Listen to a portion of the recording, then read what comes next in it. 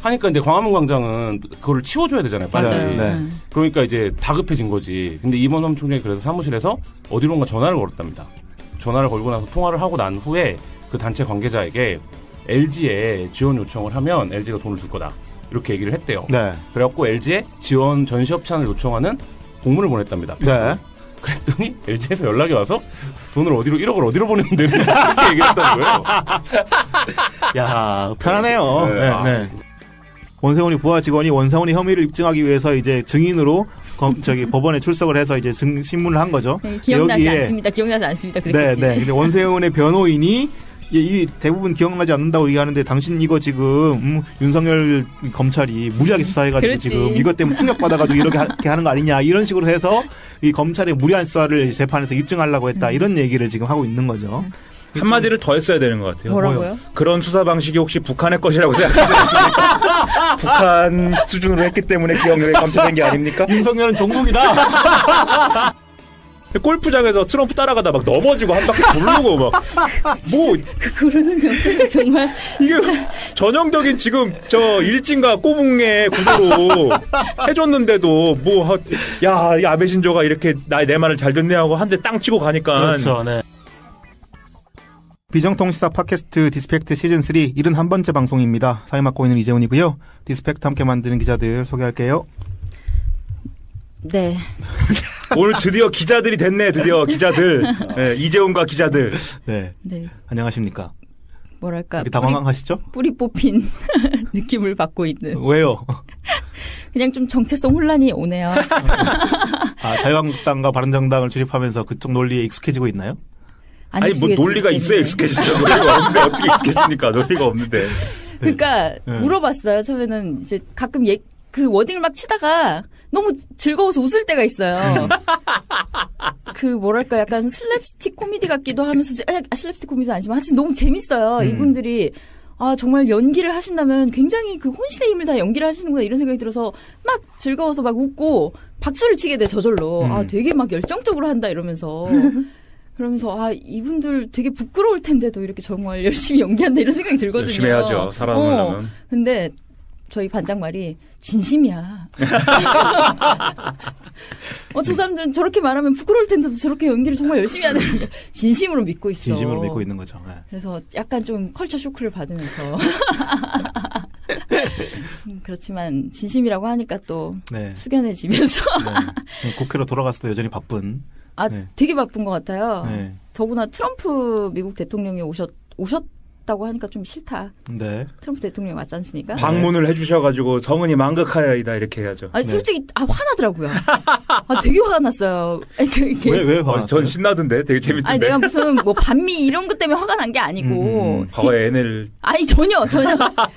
되게 모욕적인데? 전혀? 네, 아니 혹시 그러셔서 그러냐 이렇게 물어보는. 전혀 운동권하고 관련 없는 삶을 살았던. 저한테 그러세요 근데. 네 운동권이니까요. 나 진정한 보수.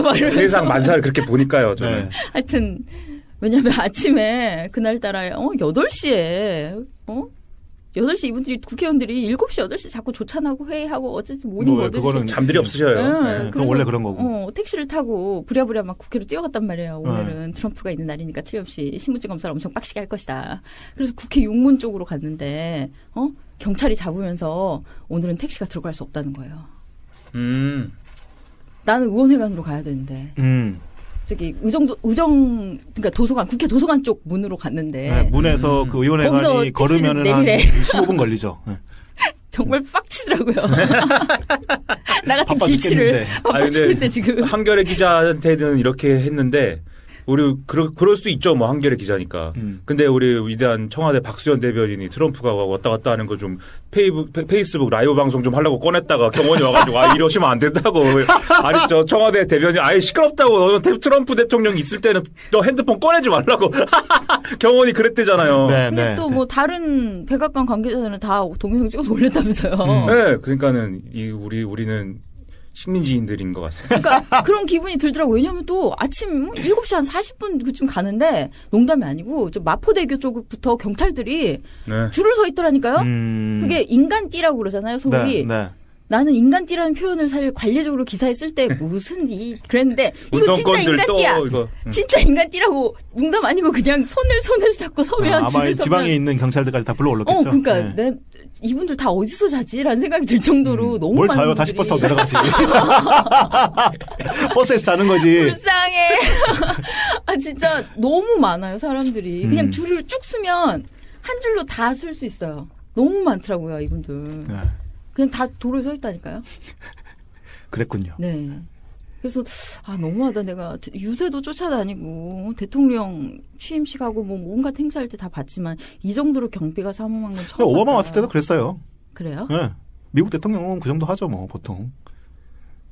왜 초를 치고 그러세요? 놀라고 있는데 같이 놀라주면 되지. 아니, 오바마도 왔었잖아요. 팀장이다 한국에. 이겁니까? 아니 그 그게 정도로 아니라 거의 뭐 전쟁남 분위기던데. 콘텐츠 기획 팀장인가 봐요? 그걸 그냥 도로에 사람들이 없고 다 그냥 도로에 다 그냥 경찰들이 그냥 이만큼씩 국회도 그냥 다 사람들이 그리고 도로로 큰 길로 가지 말래요. 이게 국회로 들어갔더니 네. 나보고 보도로 가지 말래. 보도로 가지 말라고 저기 나무 있는 데로 밀어내면서 일로 가래 일로 네. 볏짚 막 깔아놓은 쪽으로 그래서 뭐야 이러면서 그랬군요. 네. 죄송합니다. 너무 흥분해서. 힘든 이틀을 보냈군요. 굉장히 좀 약간 좀 그런 기분이었어요. 네. 왜 뭐 하인들 중국 뭐 자금성에 중국 8만 명도 없애버렸다는데. 아, 그래요? 네네. 자금성 그 정도 폐쇄해버렸잖아요. 해야죠. 네. 대국이다 역시. 네, 역시 대국. 뭐. 죄송합니다. 네, 오늘은 저희가 한 2주 정도 연속적으로 그 한겨레에서 있었던 몇 가지 국정원 관련된 특종 보도와 그에 따라서 발생한 추가적인 어떤 국정원 검사들의 뭐 반발 그리고 자살 사건 이런 정도의 후폭풍 이런 얘기들을 한번 정리를 해볼까 하는데요.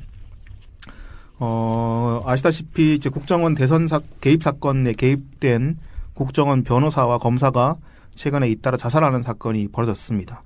근데 여러분들도 알다시피 그 2009년부터 12년까지 이명박 정부가 대선 승리 등을 목적으로 이제 국정원과 국방부를 이용해서 주도적으로 또 조직적으로 여론을 조작한 이른바 댓글 사건이 있었잖아요.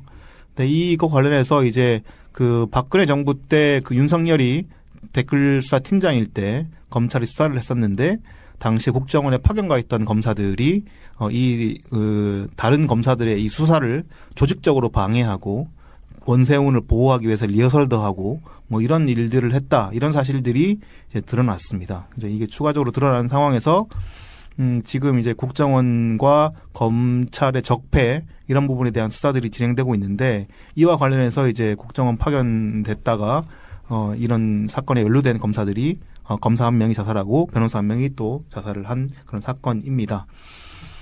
이런 일들이 벌어지고 또 이전에 박근혜 정부에서 LG라고 하는 대기업이 지난번 저희가 한겨레 21에서 보도드렸던 그 공학연이라고 하는 그 이 보수 교육단체 이쪽에 1억 원을 전시협찬금 명목으로 지원했다라고 하는 내용을 또 한겨레 21이 보도를 했습니다. 그래서 이런 식으로 국정원 적폐, 검찰 적폐가 또 연이어서 이렇게 밝혀지고 있는데 오늘 방송에서는 초반에는 이번 그 한겨레 21 단독 특종 보도를 한 김한 기자를 모시고 이 LG의 국가정보원 화이트리스트 단체 공학연 1억 원 지원 보도를 한번 정리를 해보고요. 연이어서 그 아까 말씀드린 국정원 변호사와 검사의 자살 사건과 검찰의 반발 이런 부분들을 정리하는 방송을 해보도록 하겠습니다. 그리고 마지막에는 그 트럼프 방한 얘기와 바른정당 분당 얘기까지 할 수 있을지 모르겠는데 여의도 동물원 얘기까지 묶어가지고 전해드리려고 합니다. 네, 기방 기자 안녕하세요. 네, 안녕하세요. 네, 자주 나오십니다 요즘. 네. 특종을 너무 많이 해가지고. 특종 기자. 네. 특종 혼자 하시는 것 같아요. 네. 주일에. 아니 근데 이게 한겨레 21이잖아요. 네. 한겨레 21인데 한겨레 21에 옛날에 이재훈, 김미나 뭐 이런 사람들이 칼럼 쓰던 게 있었는데 그거 잘려버렸거든요. 잘려가지고 기분은 안 좋은데 네. 전화가 왔어요. 전화가 와가지고 선생님이 한겨레 21 구독을 하시는데 이게 뭐 1년 구독이 끝나가지고 지금 뭐 안 하고 계신데 그것도 그럼 끝났으면 바로 전화를 해야지 몇 개월이 지났는데 왜 한겨레 21이 알아오지? 막 이렇게 생각하고 있었는데 네. 아무튼 전화를 해가지고 다시 구독을 해주시면 너무나 감사하고 뭐 이래가지고 알았다고 그랬어요. 나는 또 좋은 마음으로 그래 네. 한겨레 21 김한 기자님도 있고 알았다 이게 좋은 마음이다 나는 그래가지고 알았다 그럼 내가 다시 구독하겠다. 그리고 돈을 안 내고 있다가 엊그제 이제 냈어요. 또 문자 오고 또 전화 오고 뭐 아이씨 18만 원 내가 낸다 그러면은 내가 뭐 1년 구독해서 깎아줘서 18만 원 네. 냈어요 내가. 내고 이게 왔어 이게. 네. 왔는데 한겨레 21이 왔어요. 집에 딱 꽂혔는데 딱 꺼냈는데 무슨 영수증이 들어있는 거예요. 그래가지고 야 18만 원 내니까 바로 영수증이 오는구만. 그래가지고 근데 이게 불투명 무슨 비닐로 덮여 있어가지고 잘 안 보이거든요 내용이. 네. 근데 보니까 0이 엄청 많아요 공이. 그래가지고 이 영수증을 잘못 보냈구만.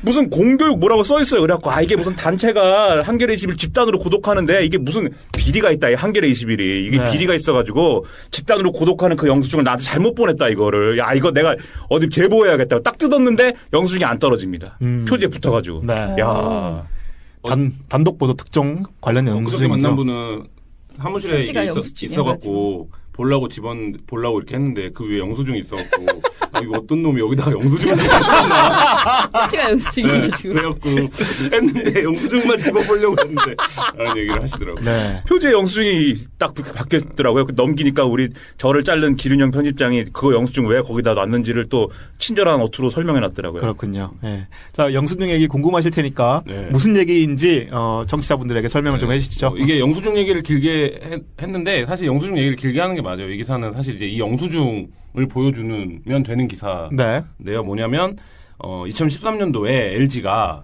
그 공교육 살리기 학부모연합은 지난번 방송에서도 말씀을 드렸는데 국정원 화이트리스트 단체로 B급 단체로 분류된 네.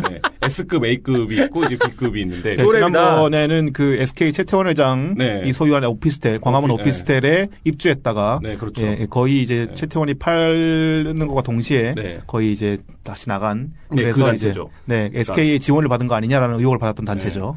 그 단체가 LG로부터 1억 원을 현금으로 지급받은 세금 계산서 네. 영수함이라고 써있는 세금 계산서입니다. 그래서 저희가 기사에는 영수증이라고 쓰기도 해갖고 지금 영수증이냐 세금 계산서냐 뭐 이런 얘기를 하시는 분들도 있는데 정확하게 하면 또 세금 계산서일 테지만 네. 그거 알게 뭡니까 그게 뭐. 아니 어쨌든 여기 영수함이라고 써있으니까 이 목적이 네. 이제 일반적으로 그렇죠. 영수증이라고 불리죠 뭐. 네. 뭐 알게 뭐예요 그냥 네, 영수증이라고 그래서 해도 되지 뭐. 그 세금 계산서를 저희가 입수를 해서 네. 그 세금 계산서를 표지에 쓰고 근데 저희가 이 기사를 쓴 이유는 뭐냐면 이 영수증을 입수한 지는 사실 좀 됐습니다. 네. 갖고 있던 거였는데요.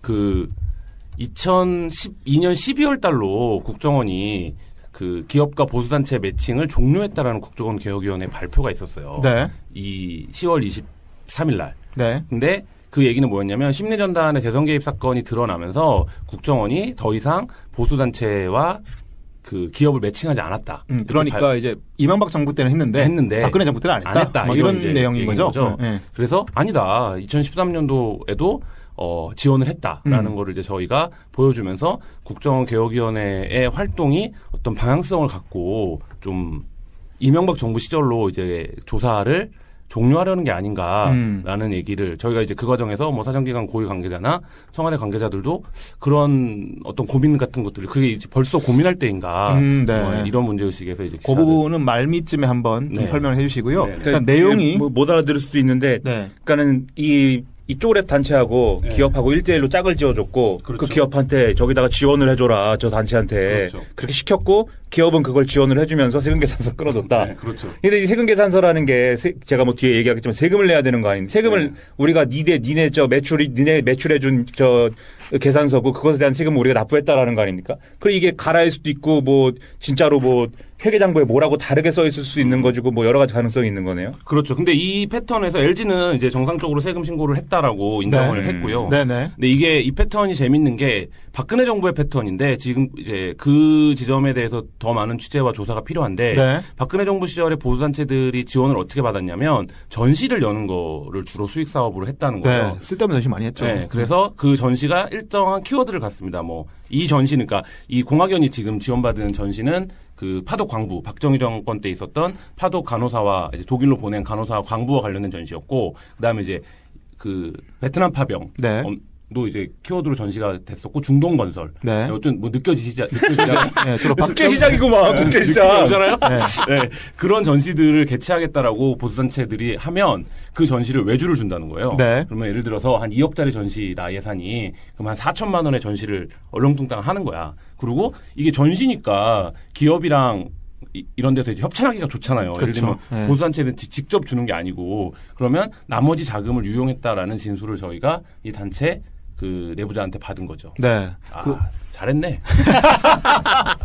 이 단체 내부자가 되게 구체적인 짓을 많이 해놨더라고요. 기사를 네. 보니까. 그래서 저는 되게 그 기사에 되게 좀 이 내용이 되게 충실하다고 느꼈던 거는 LG 내부 관계자들의 구체적인 진술도 있고 또 이제 공학연 내부자 관계자가 이걸 어떻게 썼다 이런 진술도 있고 되게 그런 진술들이 나와 있어가지고 내용들이 좀 파악하기 괜찮았었는데 구체적으로 어떤 방식으로 지원했는지 팩트를 한번 좀 설명을 좀 해주시죠. 그러니까 공학연에 이범 사무총장이 있는데 이분이 이제 덜 알려져 있는데 보수단체에서는 굉장히 그 사업수완이 좋고 네트워킹이 많이 돼 있는 분인데 이분이 이제 이 파독 광부 전시를 이제 기획을 합니다. 전시 제목은 기적을 캐고 나라를 구하라.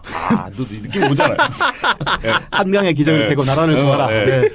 이 전시를 기획을 하면서 작가들을 섭외를 쫙 하는 거죠. 근데 이 전시가 뭐였냐면 그 당시 뭐 파독 간호사나 광부들 사진, 그다음에 이 사진을 그림으로 옮긴 실무라 뭐 이런 것들 전시를 광화문 광장에서 이제 하는데 작가들한테 작품료를 많이 주겠다고 했다는 거예요. 이게 일회성 전시가 아니라 앞으로 내가 그 아까 말씀드렸던 것처럼 그 중동 건설이나 그 베트남 파병 같은 전시를 잇따라 할 텐데 이번 그 전시에서 좀 작품료를 많이 줄게. 다 참여해 줘라.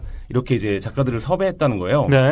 그러고 나서 이범 씨 공학연 관계자의 그 말에 따르면 이범 씨의 계산은 뭐였냐면 이 작품을 그 전시가 끝나면 경북에 있는 그 모 지방자치단체가 1억 5천만 원에 구매해 주기로 했었대요. 네, 이게 너무 수지가 잘 맞네 이게. 딱딱 맞네. 딱 전시한 제품을 나중에 사준다고요? 네, 작품을.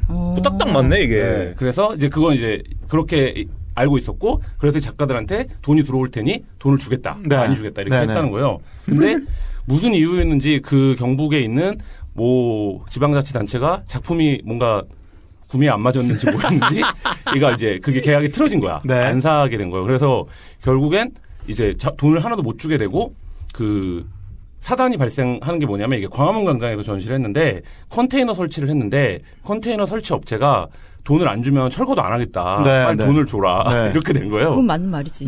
돈 안 주면 방금 빼지 말아야지. 그래서 하니까 이제 광화문 광장은 그거를 치워줘야 되잖아요. 빨리. 그러니까 이제 다급해진 거지. 근데 이범 총장이 그래서 사무실에서 어디론가 전화를 걸었답니다. 전화를 걸고 나서 통화를 하고 난 후에 그 단체 관계자에게 LG에 지원 요청을 하면 LG가 돈을 줄 거다. 이렇게 얘기를 했대요. 그래갖고 LG에 지원 전시 협찬을 요청하는 공문을 보냈답니다. 그랬더니 LG에서 연락이 와서 돈을 1억을 어디로 보내면 되는지 이렇게 얘기를 했다는 거예요. 야, 편하네요. 그래서 실제로 1억이 들어왔고 LG 쪽에서는 그 당시에 그 일을 처리했던 임원이 퇴사를 했다. 그래서 구체적으로 모른다. 근데 자기네가 발행한 영수증이 맞고 1억을 지원했다. 그래서 이제 1억을 어떻게 지원했니? 현금, 여기 영수증에 보시면 현금의 동그라미가 돼 있어요. 그래서 현금을 어떤 방식으로 지급했냐? 뭐 5만 원짜리로 줬나 보죠. 그래서 그러니까 뭐 그런 걸 물어본 거죠. 그랬더니 근데 뭐 현금 1억을 들고 가진 않지 않았을까요? 뭐 계좌로 보냈으면 흔적이 남아 있을 거 아니냐.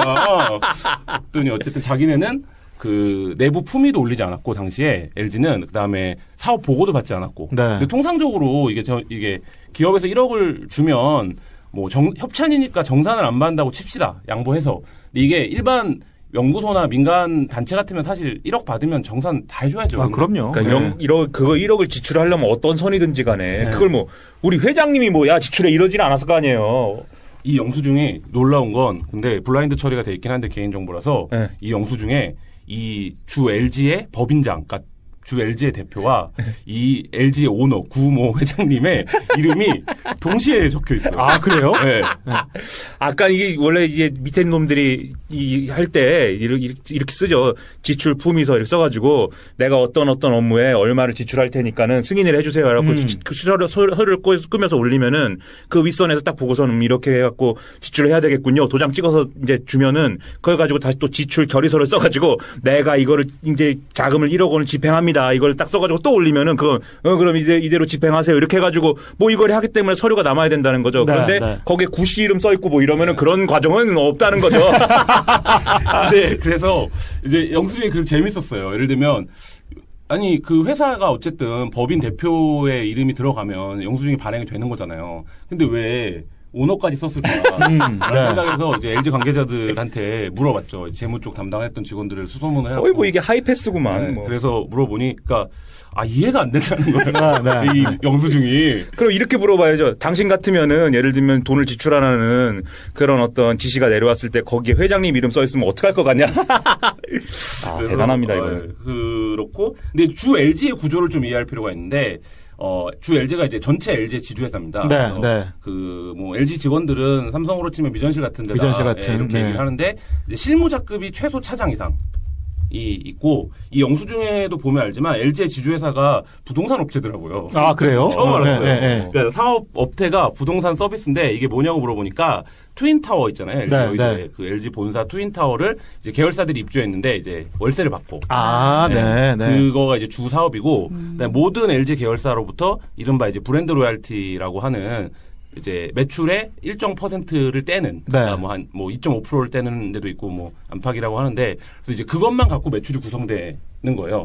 그 매출을 갖고 뭘 하느냐? 사업은 없어요. 그러니까 그래서 LG의 관계자들은 그 주 LG가 무슨 사업을 하는지는 구체적으로 모른다. 근데 다만 지주사니까 이제 뭐 그 1년에 2번 경영 컨설팅이라든지 사업 보고라든지 뭐 이런 것들을 이제 당연히 받는데 그러니까 회사 위에 회사인 거죠. 근데 그렇기 때문에 아까 얘기하신 대로 품위서나 뭐 사업 정산이나 보고 없이 1억 지출도 가능하다. 근데 계열사 같으면 불가능하다.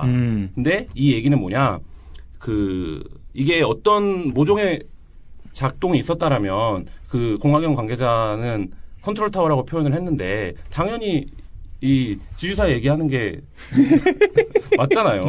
제일 위에 계신 분한테 삼성은 미전실이 하는 거고. 그러니까 그 구조에서 그동안 이제 박근혜 최순실 게이트를 관통하면서 뭐 삼성이 좀 등장하고 CJ가 좀 등장한 적은 있지만 LG가 등장한 적은 없잖아요. 그 외에 뭐 정경련을 통해서 10대 기업들을 동원했다 이런 것도 있었지만 사실 구체적으로 아주 구체적으로 기업이 이런 국정 화이트리스트 단체에 돈을 지원한 사실 이거를 좀 주목했습니다. 근데 이게 그러니까 LG랑 그 공학계를 연결해준 쪽이 그러니까 국정원이라고 봐야 되는 건가요? 아니면 청와대 쪽이라고 봐야 되는 건가요? 그 부분은 구체적으로 확인이 되지는 않는데요. 앞서 말씀드렸듯이 국정원이 2012년 12월에 종료했다라는 게 사업을 공식적인 입장이라는 거죠. 국정원 개혁위원회. 그러면 그러니까 국정원 개혁위원회는 지금 문재인 정부에서 출범해서 국정원 적폐를 청산하고 조사하고 있는 그런 단체이고요. 거기에서 지금 그러니까 이제까지 국정원을 통해서 뭐 대기업 통해서 이렇게 지원했던 거는 이명박 정부 때 있었지 박근혜 정부 때는 없었다 이런 얘기를 지금 하고 있는 건데 그거를 지금 뒤집는 그런 이제 그 취재 결과가 나온 건데. 그래서 박근혜 정부 때는 그 일을 국정원 개혁위원회의 말이 맞다면 국정원이 안 했으면 누군가 했으니까 이 지원이 이루어진 거잖아요. 그리고 LG 관계자도 그렇게 인정해요. 외부의 압력이 있었다라는 걸. 그러면 그 외부의 압력 근데 밝히지는 저희한테 않았는데. 그러면 그 외부의 압력이 무엇인지에 대한 조사나 수사가 필요하다는 거죠. 접니다. 제가 시켰습니다. 1억 있어요? 아니 저는 없고 LG는 있으니까. 자, LG에 전화해서 1억 좀 넣어주세요라고. 근데 이게 요새 너무 딱딱 떨어지는 기사들이 많이 나오니까 왜냐하면 개혁위원회나 뭐 검찰이나 이런 데서 완전 떨어지는 것들을 발표하니까 마치 기자가 그걸 다 알아낼 수 있을 것처럼 사람들이 생각을 하는데 기자는 그걸 못 알아내요. 그렇죠. 기자가 무슨 수사권이 있어요, 조사권이 있어요, 뭐 아는 만큼 아는 거죠. 근데 이제 그 힘이 뭐냐에 대한 반드시 규명이 필요하다. 그리고 또 한 가지 이 기사를 쓰면서 이제 한 생각은 이렇게 오랜 시간 동안 여러 가지 사회 적폐를 드러내고 있는 것 같지만 실제 기업 수사는 거의 이루어지지 않고 있어요. 왜냐하면 삼성의 경영권 승계를 둘러싼 부분은 박근혜 대통령의 어떤 뇌물이냐 강요냐의 부분이 있기 때문에 박근혜 재판에서 중요하기 때문에 삼성에 대한 일부 수사가 있었는데 삼성을 제외한 저희가 이제 공학연이 SK 오피스텔을 썼다는 것도 뭐 작은 단서지만 보도를 했었지만 그 외의 대기업들도 반드시 그 시스템과 체계를 유지하는데 부역을 했던지 돈을 내고 더 큰 걸 얻어갔을 텐데 지난번 우리가 이제 그 최순실 청문회 때 그 나와서 쭉 앉아 있었던 대기업 청수들을 다 보지 않았습니까? 그 사람들 다 연루돼 있어요. 그렇죠. 근데 그 그래서 이러다 우리 경제를 살려야 되는데 왜 그러십니까? 우리 기업들 괴롭히고. 이재용 구속되고 삼성만 잘 되더만. 경제를 살려야지. 그러니까 기업들에 대한 수사가 전혀 이루어지지 않고 있다. 근데 저희가 뭐 다 알고 있듯이 보수단체의 움직이는 힘은 돈이에요. 그렇죠. 그러니까 예. 실제 돈이 오가야 움직이는 거고. 네. 근데 그러면 그 돈을 지금 뭐 특활비가 논란이 되고 있지만 다 특활비로 주지 않았을 텐데 네, 네. 그 지원이 어떤 시스템? 저희는 그게 결국에 이제 우리가 이 적폐청산이라는 거의 궁극적인 목표가 이명박 박근혜식 어떤 시스템을 청산하고 이 상식적인 사회로 가자라는 것이라고 한다면 그 부분에 대한 규명이 필요한데 그 검찰도 그렇고 지금 국정원 뭐 적폐 TF도 그렇고 그 부분을 좀 주목하지 않고 있는 게 아닌가. 근데 그 부분이 좀 이유로 추정되는 부분이 있다면서요. 국정원 내부의 어떤 그런 시스템 개혁 문제에서 네. 아무래도 박근혜 정부 때 있었던 국정원 관계자들이 여전히 지금 현재 국정원에 남아 있는 부분이 있고 그들을 다 섞어내버리면 국정원이 완전히 와야 되니까 그렇죠. 그렇게 된다. 뭐 이런 분석도 하신 것 같던데. 그거 실제로 이제 취재 과정에서 들은 얘기인데 국정원이 지금 국정원장이 갔고 기조실장도 바뀌었고 네. 그다음에 이제 일반인들은 잘 모르지만 789을 해체했잖아요. 네, 789이 국내 정보 수집을 주로 담당하던 부서고 그러니까 1, 2, 3, 4, 5, 6, 7, 8, 9기 있는 거예요. 그렇죠. 89까지 있는데 7국과 8국에 있어야 이제 출세를 하는 거예요. 네. 국정원 내부에서는. 럭키 세븐이구나. 네. 그래서 그런데 국정원은 이제 그렇게 해서 이제 상징적인 인사들이 교체가 되고 내부가 개혁이 되고 있는 것 같지만 실제 이제 하위직급의 인사들은 국정원에서 우리가 이제 적폐로 보여지는 활동을 했던 인사들이 역으로 주도하고 있다는 거죠. 그러니까 네. 이렇게 우리가 국정원을 많이 도려내고 있는데 국정원의 문제를 우리가 조직이나 인사는 우리가 하자 이런 이제 이 조직적인 저항이 실제 있다는 거예요. 있겠죠. 네. 그러니까요, 제가 생각해도 예를 들면은 지금 서훈 국정원장이 있고 뭐 국정원 개혁위가 있고 뭐 적폐청산 TF가 있고 그런데 이게 이제 과거에 박근혜 정권 때도 같은 정권 안에서도 국정원장이 바뀌었을 때 그 국정원장이 국정원을 장악하는데 시간이 굉장히 오래 걸린단 말이에요. 네, 그렇죠. 내부에 네. 무슨 라인을 정리해야 되고 무슨 뭐 이스라엘의 모사드처럼 하자? 뭐 그게 뭡니까? 뭐 이러면서 이제 이게 어려운데 그 지금 국정원 개혁이라는 것도 무슨 뭐 국정원이 자체적으로 뭐 하는 것도 아니고 외부 인사도 있고 뭐 이런 거 아니에요, 거기가. 네, 네. 외부 인사들이 큰 칼을 갖고 와가지고 국정원을 개혁을 해보자 이런 분위기인데 내부에서 이미 실무직군에 박근혜 정권 때 승승장구했던 사람들이 실무직군의 어떤 그 업무를 장악하고 있으면 그 사람들이 갖다 주는 자료를 토대로 해서 무슨 야 이건 이렇고 저렇고 위조할 고조할 해야 되는데 그죠? 네, 네. 그게 아니면 뭐 이 민간위원들 내지는 뭐 이런 사람들이 직접 국정을 다 해집어 갖고 뭐 조사할 수 없는 노릇이고 그 갖다 주는 내용이 다 애초에 이명박 정부 때 일어난 일만 다 갖다 주고 내가 관여한 바 있는 박근혜 정권 때 걸 안 갖고 오면은 네. 뭐 방법이 없지 어떡합니까? 그러게 그거. 말입니다. 딱 네. 그 부분에 지금 걸려 있는 거고요. 네. 그 부분이 실제로 이제 그러니까 권력을 유지하는 입장에서 보면 굉장한 피로감으로 쌓이는 거죠. 그러니까 네. 예를 들면 국정원이 안 움직이기 시작하고 이제 국정원뿐만 아니죠. 지금 이제 청와대는 어쨌든 국정원 개혁 이후에 검찰 개혁, 경찰 개혁을 순차적으로 하겠다는 지금, 입장인데 네, 우리가 좀 이 방송 후반부에 말씀드릴 텐데 지금 검찰도 똑같이 움직일 것 같아요. 그렇죠. 네, 네. 네. 지금 뭐 검사들의 반발이라든지 이런 것들도 굉장히 좀 어떤 돌발적인 사건에 의해서 조직된 것 같지만 사실 이제 그렇지 않고 그렇죠. 네. 실제로 그 조직 내부에서 내부에 그, 파벌이 있는 거죠. 파벌과 논리가 작동하기 시작하는 건데 국정원 개혁 과제들도 어쨌든 지금 제일 크게 보고 있는 사건은 2012년 대선 개입을 어떻게 했느냐. 네. 국정원이 이제 이 부분까지가 일단락이 되면 네네. 박근혜 정부 시절에 국정원이 실제로 어떤 일들을 벌였고 조직적으로 어떤 일들이 있었는지는 그냥 두고 가려는 움직임이 있는 게 아니냐. 이런 생각. 그리고 이제 그러면 안 된다. 이런 취지로 이제 기사를 그런 부분들을 좀 담았습니다. 네. 고생 많이 하셨고요. 이 얘기들이 이렇게 김한 기자가 말씀하신 대로 이렇게 뭐 내부의 어떤 알력들이 분명히 있겠지만 문재인 정부가 원체 강력하게 드라이브를 걸고 있으니까 좀 더 신경을 더 쓰셔가지고 국정원 내부의 어떤 그런 그 파벌로 생존을 도모하는 그런 사람들까지 싹 이렇게 좀 도려내서 뭔가 좀 개혁할 수 있도록 그런 방향을 좀 해주셨으면 좋겠습니다. 그 다음번에 표지 만들 때는 영수증을 좀 이 사선으로 대체하면 네, 너무 사각형으로 해가지고 이제 네, 김한 기자는 보내드리고 네. 저희는 계속 이어가도록 하겠습니다. 네, 감사합니다. 고생 많으셨습니다. 네. 네, 김한 기자는 보내고요. 워낙 바쁘셔갖고 갔어요. 네, 네. 여기 우리 이제 아래 것들끼리 떠들어야 돼요. 이제 특종 네. 기자님은 가시고. 한겨레 왕따 기자들만 모여가지고. 왜 이러세요? 네, 방송 시작하기 전에 폭군! 한겨레 사장은 폭군이다! 아유, 왜 이러세요? 이러세요? 편집하겠습니다. 네, 저 먼저 아까 이제 국정원 적폐 부분에 대해서 설명을 드렸는데, 후반부 포커스는 이제 그 검찰 내 적폐 문제 부분부터 이렇게 좀 포커스를 맞춰가지고 이야기를 드릴까 합니다. 그러니까 이런 국정원과 이런 기업과 이렇게 수사할 게 많은데 말이죠. 네, 네, 이렇게 네. 수사할 게 많은데 지금. 검찰은 아직까지 지금 이렇게 네. 이 적폐 청산에 대해서 반발을 하고 있다. 뭐 이런 부분이 중심 내용인데요. 그 내용의 어떤 계기를 마련해 준 사건이 최근에 있었습니다.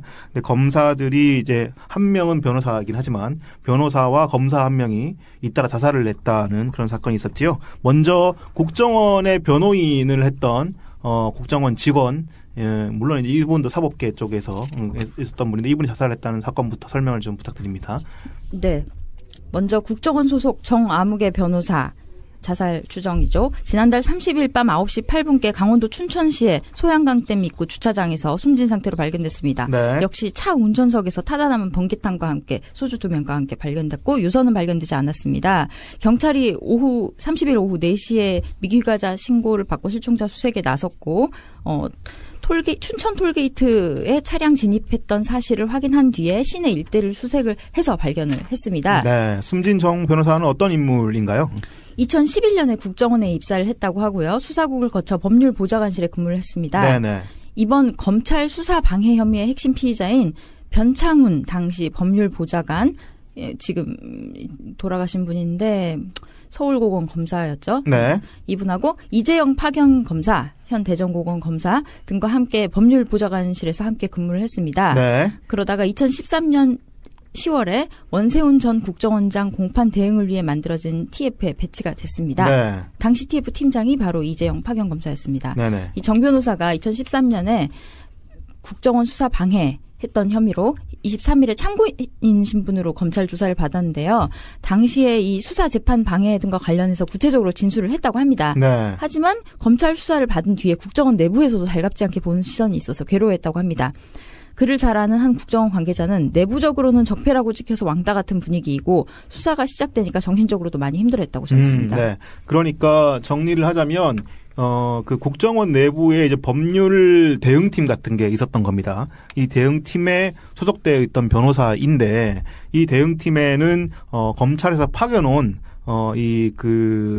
고등 검사들이 같이 팀을 구성해서 이들이 했던 일은 뭐냐 하면 2013년도에 아까 제가 잠깐 말씀드렸던 그 윤석열 댓글수사 팀장이 검찰들을 동원해서 그때 당시에 그 2012년 대선 때 있었던 국정원의 댓글 대선 개입 사건 수사를 했었잖아요. 수사가 좀 미진하게 진행되고 뭐 위선에서 압력받고 이러면서 윤석열이 자천되고 이런 일들이 있었는데 이 일이 있을 때 당시에 원세훈 전 국정원장이 공판을 받고 이럴 때 재판받고 이럴 때 이 법률 대응팀이 원세훈 전 국정원장을 사실상 변호하고 그렇죠. 법률 대리인을 하는 그런 역할들을 네. 했다는 겁니다. 그러니까 국정원장 변호사죠, 변호사. 네네네. 그래서 이제 이 사건들이 당시에 여러 부분을 통해서 이제 검찰이, 윤석열 검찰이 이 사건을 수사할 때 이 국정원 내부에 있던 이 파견 검사들과 변호사가 조직적으로 뭔가 이렇게 계획을 짜가지고 이 검찰 수사를 방해했다라고 하는 게 지금 현재의 그 검찰 수사의 핵심이고요. 거기에 관련되어 있던 이 변호사가 일단은 자살을 했다는 겁니다. 네. 네. 그래서 2013년도 4월 달에 이제 국정원의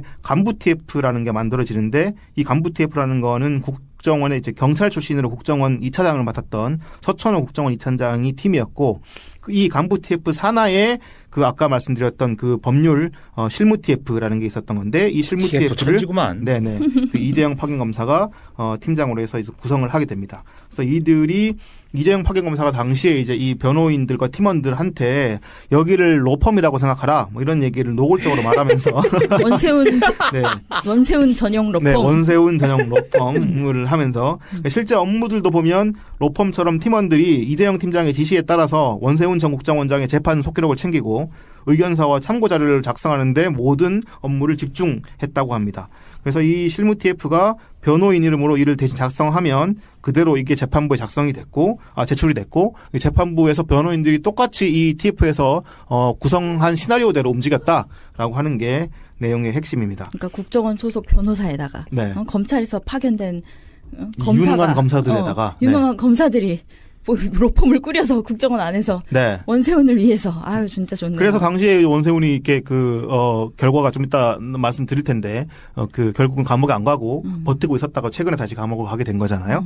일단은 그 국정원의 파견 검사들이 있었던 TF인데 이들이 이제 검찰 조사 당시 윤석열 팀의 조사를 불법적으로 수사가 이루어지고 있다는 부분을 강조하라 이런 지침도 만들었다라고 하더라고요. 네, 아유 본인들이 검찰 출신이 또 얼마나 잘 알고 있었겠습니까? 네. 네, 2013년 9월 이 실무 TF에서 작성된 증인신문 참고사항을 보면 검사의 강요에 의해 진술하고 서명 날인을 강요했다면서 검찰 조사의 불법성을 지적하고 검찰 조서 진정 성립을 부인하라 이렇게 강조를 했습니다. 네. 이런 내용이 간부 TF에도 그대로 보고가 됐습니다. 네네. 2014년 8월 원세훈 전 국정원장 쪽이 낸 최종 의견서까지 모두 실무 TF, 간부 TF를 거쳐서 재판부에 전달이 됐다고 합니다. 네. 그래서 이들이 또 주도했던 그 원세훈 재판에 대비해서 리허설까지 했다. 뭐 이런 네. 얘기까지 있더라고요. 철저하셔요. 해줘야죠. 일을 엄청 잘해 일을. 로봇처럼 하라며. 네.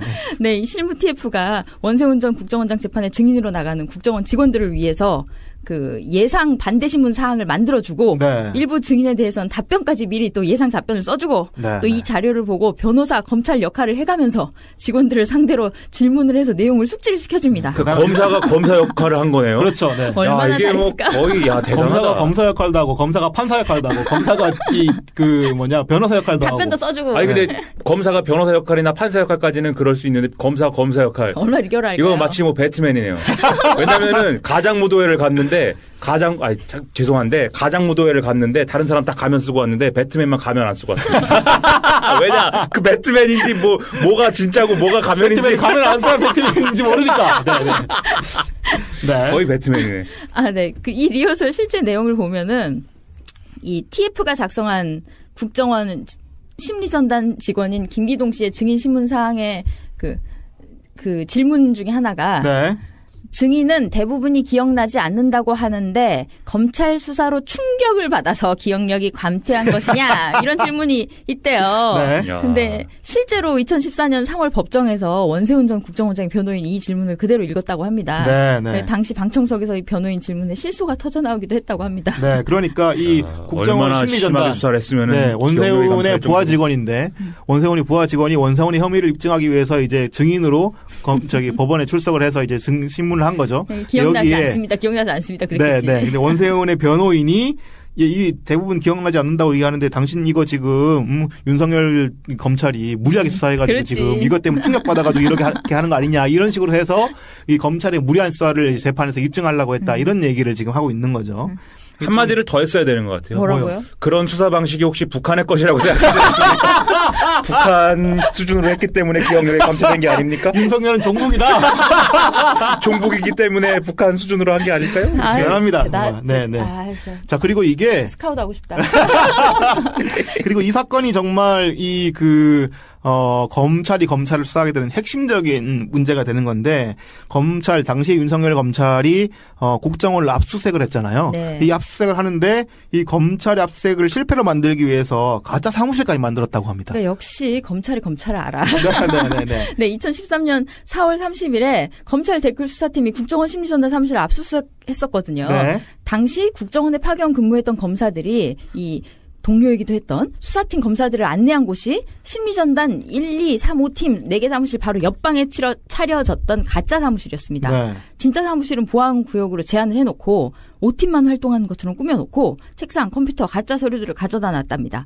그리고 검찰이 확보한 국정원 현안 TF의 압수수색 대응 보고서에는 그 압수수색 보고서를 보니까 압수수색 이틀 전인 2013년 4월 28일 논의를 시작해서 이튿날 가짜 사무실을 완성했다는 내용이 있었다고 하루 만에 합니다. 뚝딱 가짜 사무실을 만들어냈다. 네. 그래서 놀랐다 이런 얘기를 하더라고요. 네, 사무실 변경 도면도 그려져 있었다고 하고요. 이걸 도면까지 그래서 계획을 해가지고 철저한 사람들입니다. 네, 일 엄청 잘해요. 네, 아니 훌륭한 국정원이 사람들이. 옛날에 우리 몇 번 보도 나온 거 보면 되게 일 허술하게 못할 줄 알고 막 호텔 가서 막 그 USB 뽑아다가 막 걸리고 막 이랬잖아요. 네. 검찰이잖아. 검찰 파견 검사들은 잘했던 거지. 그렇군요. 네, 검찰들은 괜찮습니다. 제 생각에는 그 국정원 직원들이 일부러 틀린 것 같기도 해요. 지금 생각해 보면은. 그런가요? 이거 진짜로 갖고 가면은 이거 문제 될 것 같은데 이거 우리 원세훈 원장이 시켜서 하긴 하는데 이거 막 빼가면은 이거 외교적 문제 될 것 같은데 이게 걸리자 우리. 이거 빨리 저 불러와라 저기 인도네시아 그것도 다 계획된 것이다. 네, 대단하네요. 제가 그냥 막 하는 얘기입니다. 그것도 파견 검사가 조언했을 거야. 여기서 나중에 위법행위가 되기 때문에 지금은 걸리셔야 된다고. 네. 그래서 여기 일단 계속 이어서 가면 네. 또 이 압수수색 대응 업무를 감찰실장이 맡는 것으로 이렇게 압수수색 대응 보고서가 써놨다고 하는데 이 감찰실장이 누구냐? 최근까지 부산지검장을 지낸 장호준 검사입니다. 네, 그러니까 결국은 국정원에서 이렇게 열심히 파견 검사 일을 해서 그 검찰로 돌아온 뒤에는 아주 중요한 요직인 그렇죠. 예, 부산지검장으로 갔었다. 뭐 이렇게 스토리가 이어질 수 있겠는데요. 자, 이 국정원 파견 검사들이 또 그 원세훈의 녹취록도 조작을 했다. 이런 사실도 추가로 드러났습니다. 네, 이 현안 TF가 그해 4월 원세훈 전 국정원장의 발언 녹취록을 검찰에 제출하기 전에 불법 대선 정치 개입과 관련된 내용을 삭제한 데도 깊숙이 관여를 했습니다. 이들은 검찰의 압수수색 때 원세훈 전 원장의 녹취록 제출 요구를 예상을 하고 미리 작업을 했다고 합니다. 네. 그 선거 정치 개입이 명백한 글들, 예를 들면 자유총연맹 등 보수단체 지원을 재검토한다는 부분이라든지 지자체 선거가 11개월 남았는데 우리 지부에서 지방자치단체장이나 의원 후보들을 잘 검증해서 어떤 사람들이 도움될지 뭐 이런 부분, 이런 부분들이 모두 빠져버렸습니다. 네, 이게 원세훈 전 원장이 이렇게 국정원에게 지시를 하면서 불법적인 내용들이 있었다는 그 녹취록, 회의 녹취록이 다 남잖아요. 이제 그거를 삭제를 해가지고 중요한 미리 부분을 다 뺀 거죠. 네, 이제 혐의의 입증을 어렵게 만들도록 했다 이런 내용입니다. 네, 그래서 그런 중요한 부분들이 빠진 녹취록을 검찰이 압수수색 때 가져간 겁니다. 네. 그리고 이 파견 검사들의 역할이 단순히 국정원장의 지시를 따르는데 그치지 않고 원세훈 전 국정원장 녹취록 사본 2개를 펼쳐놓고 감찰실 실무 직원이 문제가 될 만한 문장을 거르는 1차 작업을 하고 꼼꼼하네요, 정말. 네. 그리고 이 아까 말한 부산지검장까지 했다는 장호준 감찰실장이 이걸 바탕으로 해서 현안 TF에서 2차 검토를 하고 검찰 수사에서 문제가 될 수 있을 만한 것들을 추가로 삭제를 하고 네.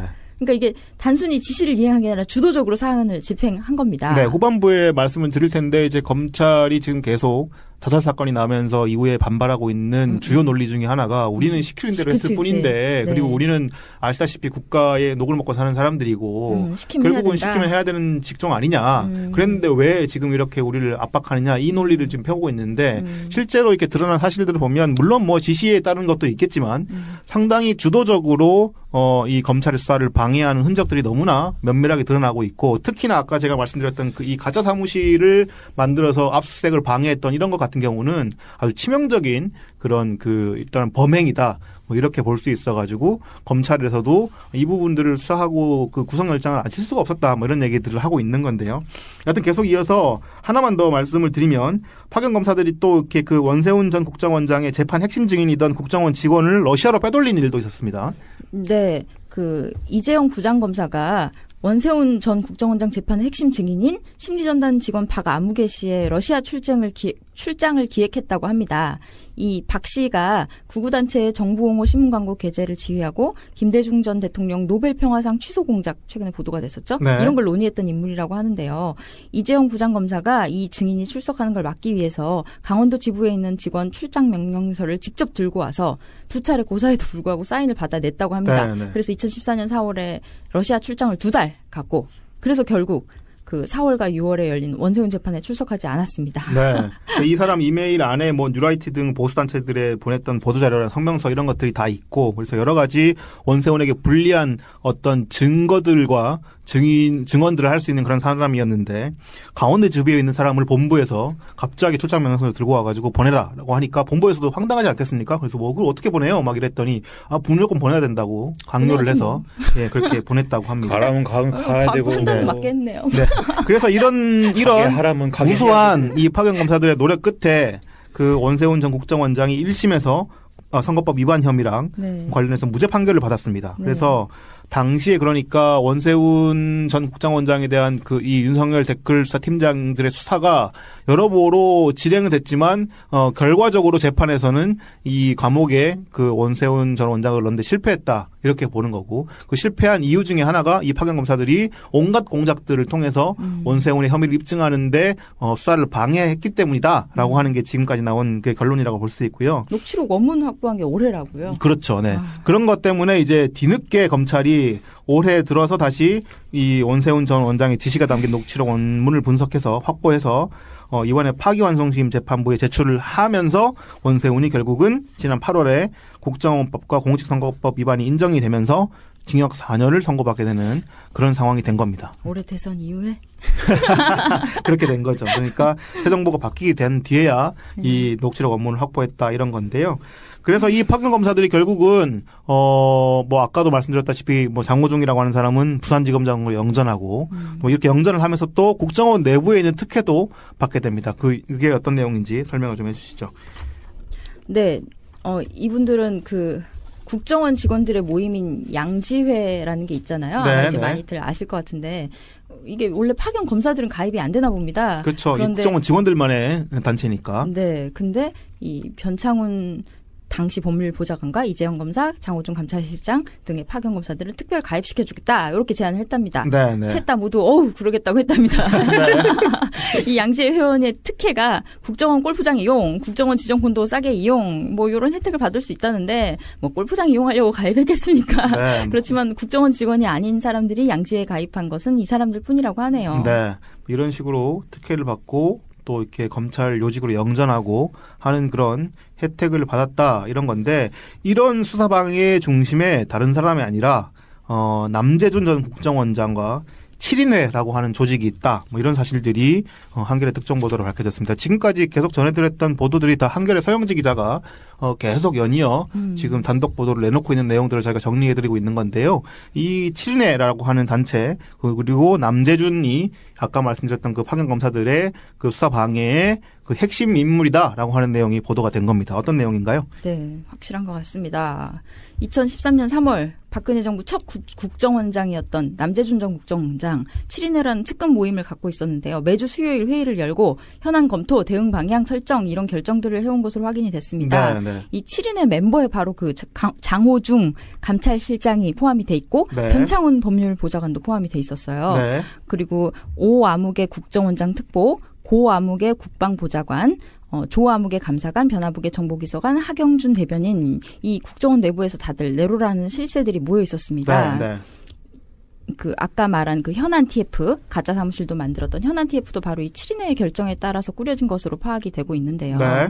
그뿐만 아니라 남북 정상회담 회의록을 2급 비밀이었는데 일반 문서로 재분류하면서 여당 정보위원들에게 당시 여당이라고 하면 새누리당이죠. 그렇죠. 네. 네. 이 방침도 7인회 회의에서 결정된 것으로 확인이 됐습니다. 네. 그래서 이 당시 아시다시피 이렇게 그 김무성 등이나 이런 사람들에게 공유가 돼가지고 이 노무현 전 대통령의 어떤 그런 그 정치적 성향 그걸 공격하기 위해서 공개됐던 그 남북 정상회담 회의록이 다름이 아니라 남재준 국정원장 산하에 있던 그 7인회의 공작으로 공개가 된 거다. 그게 이제 네.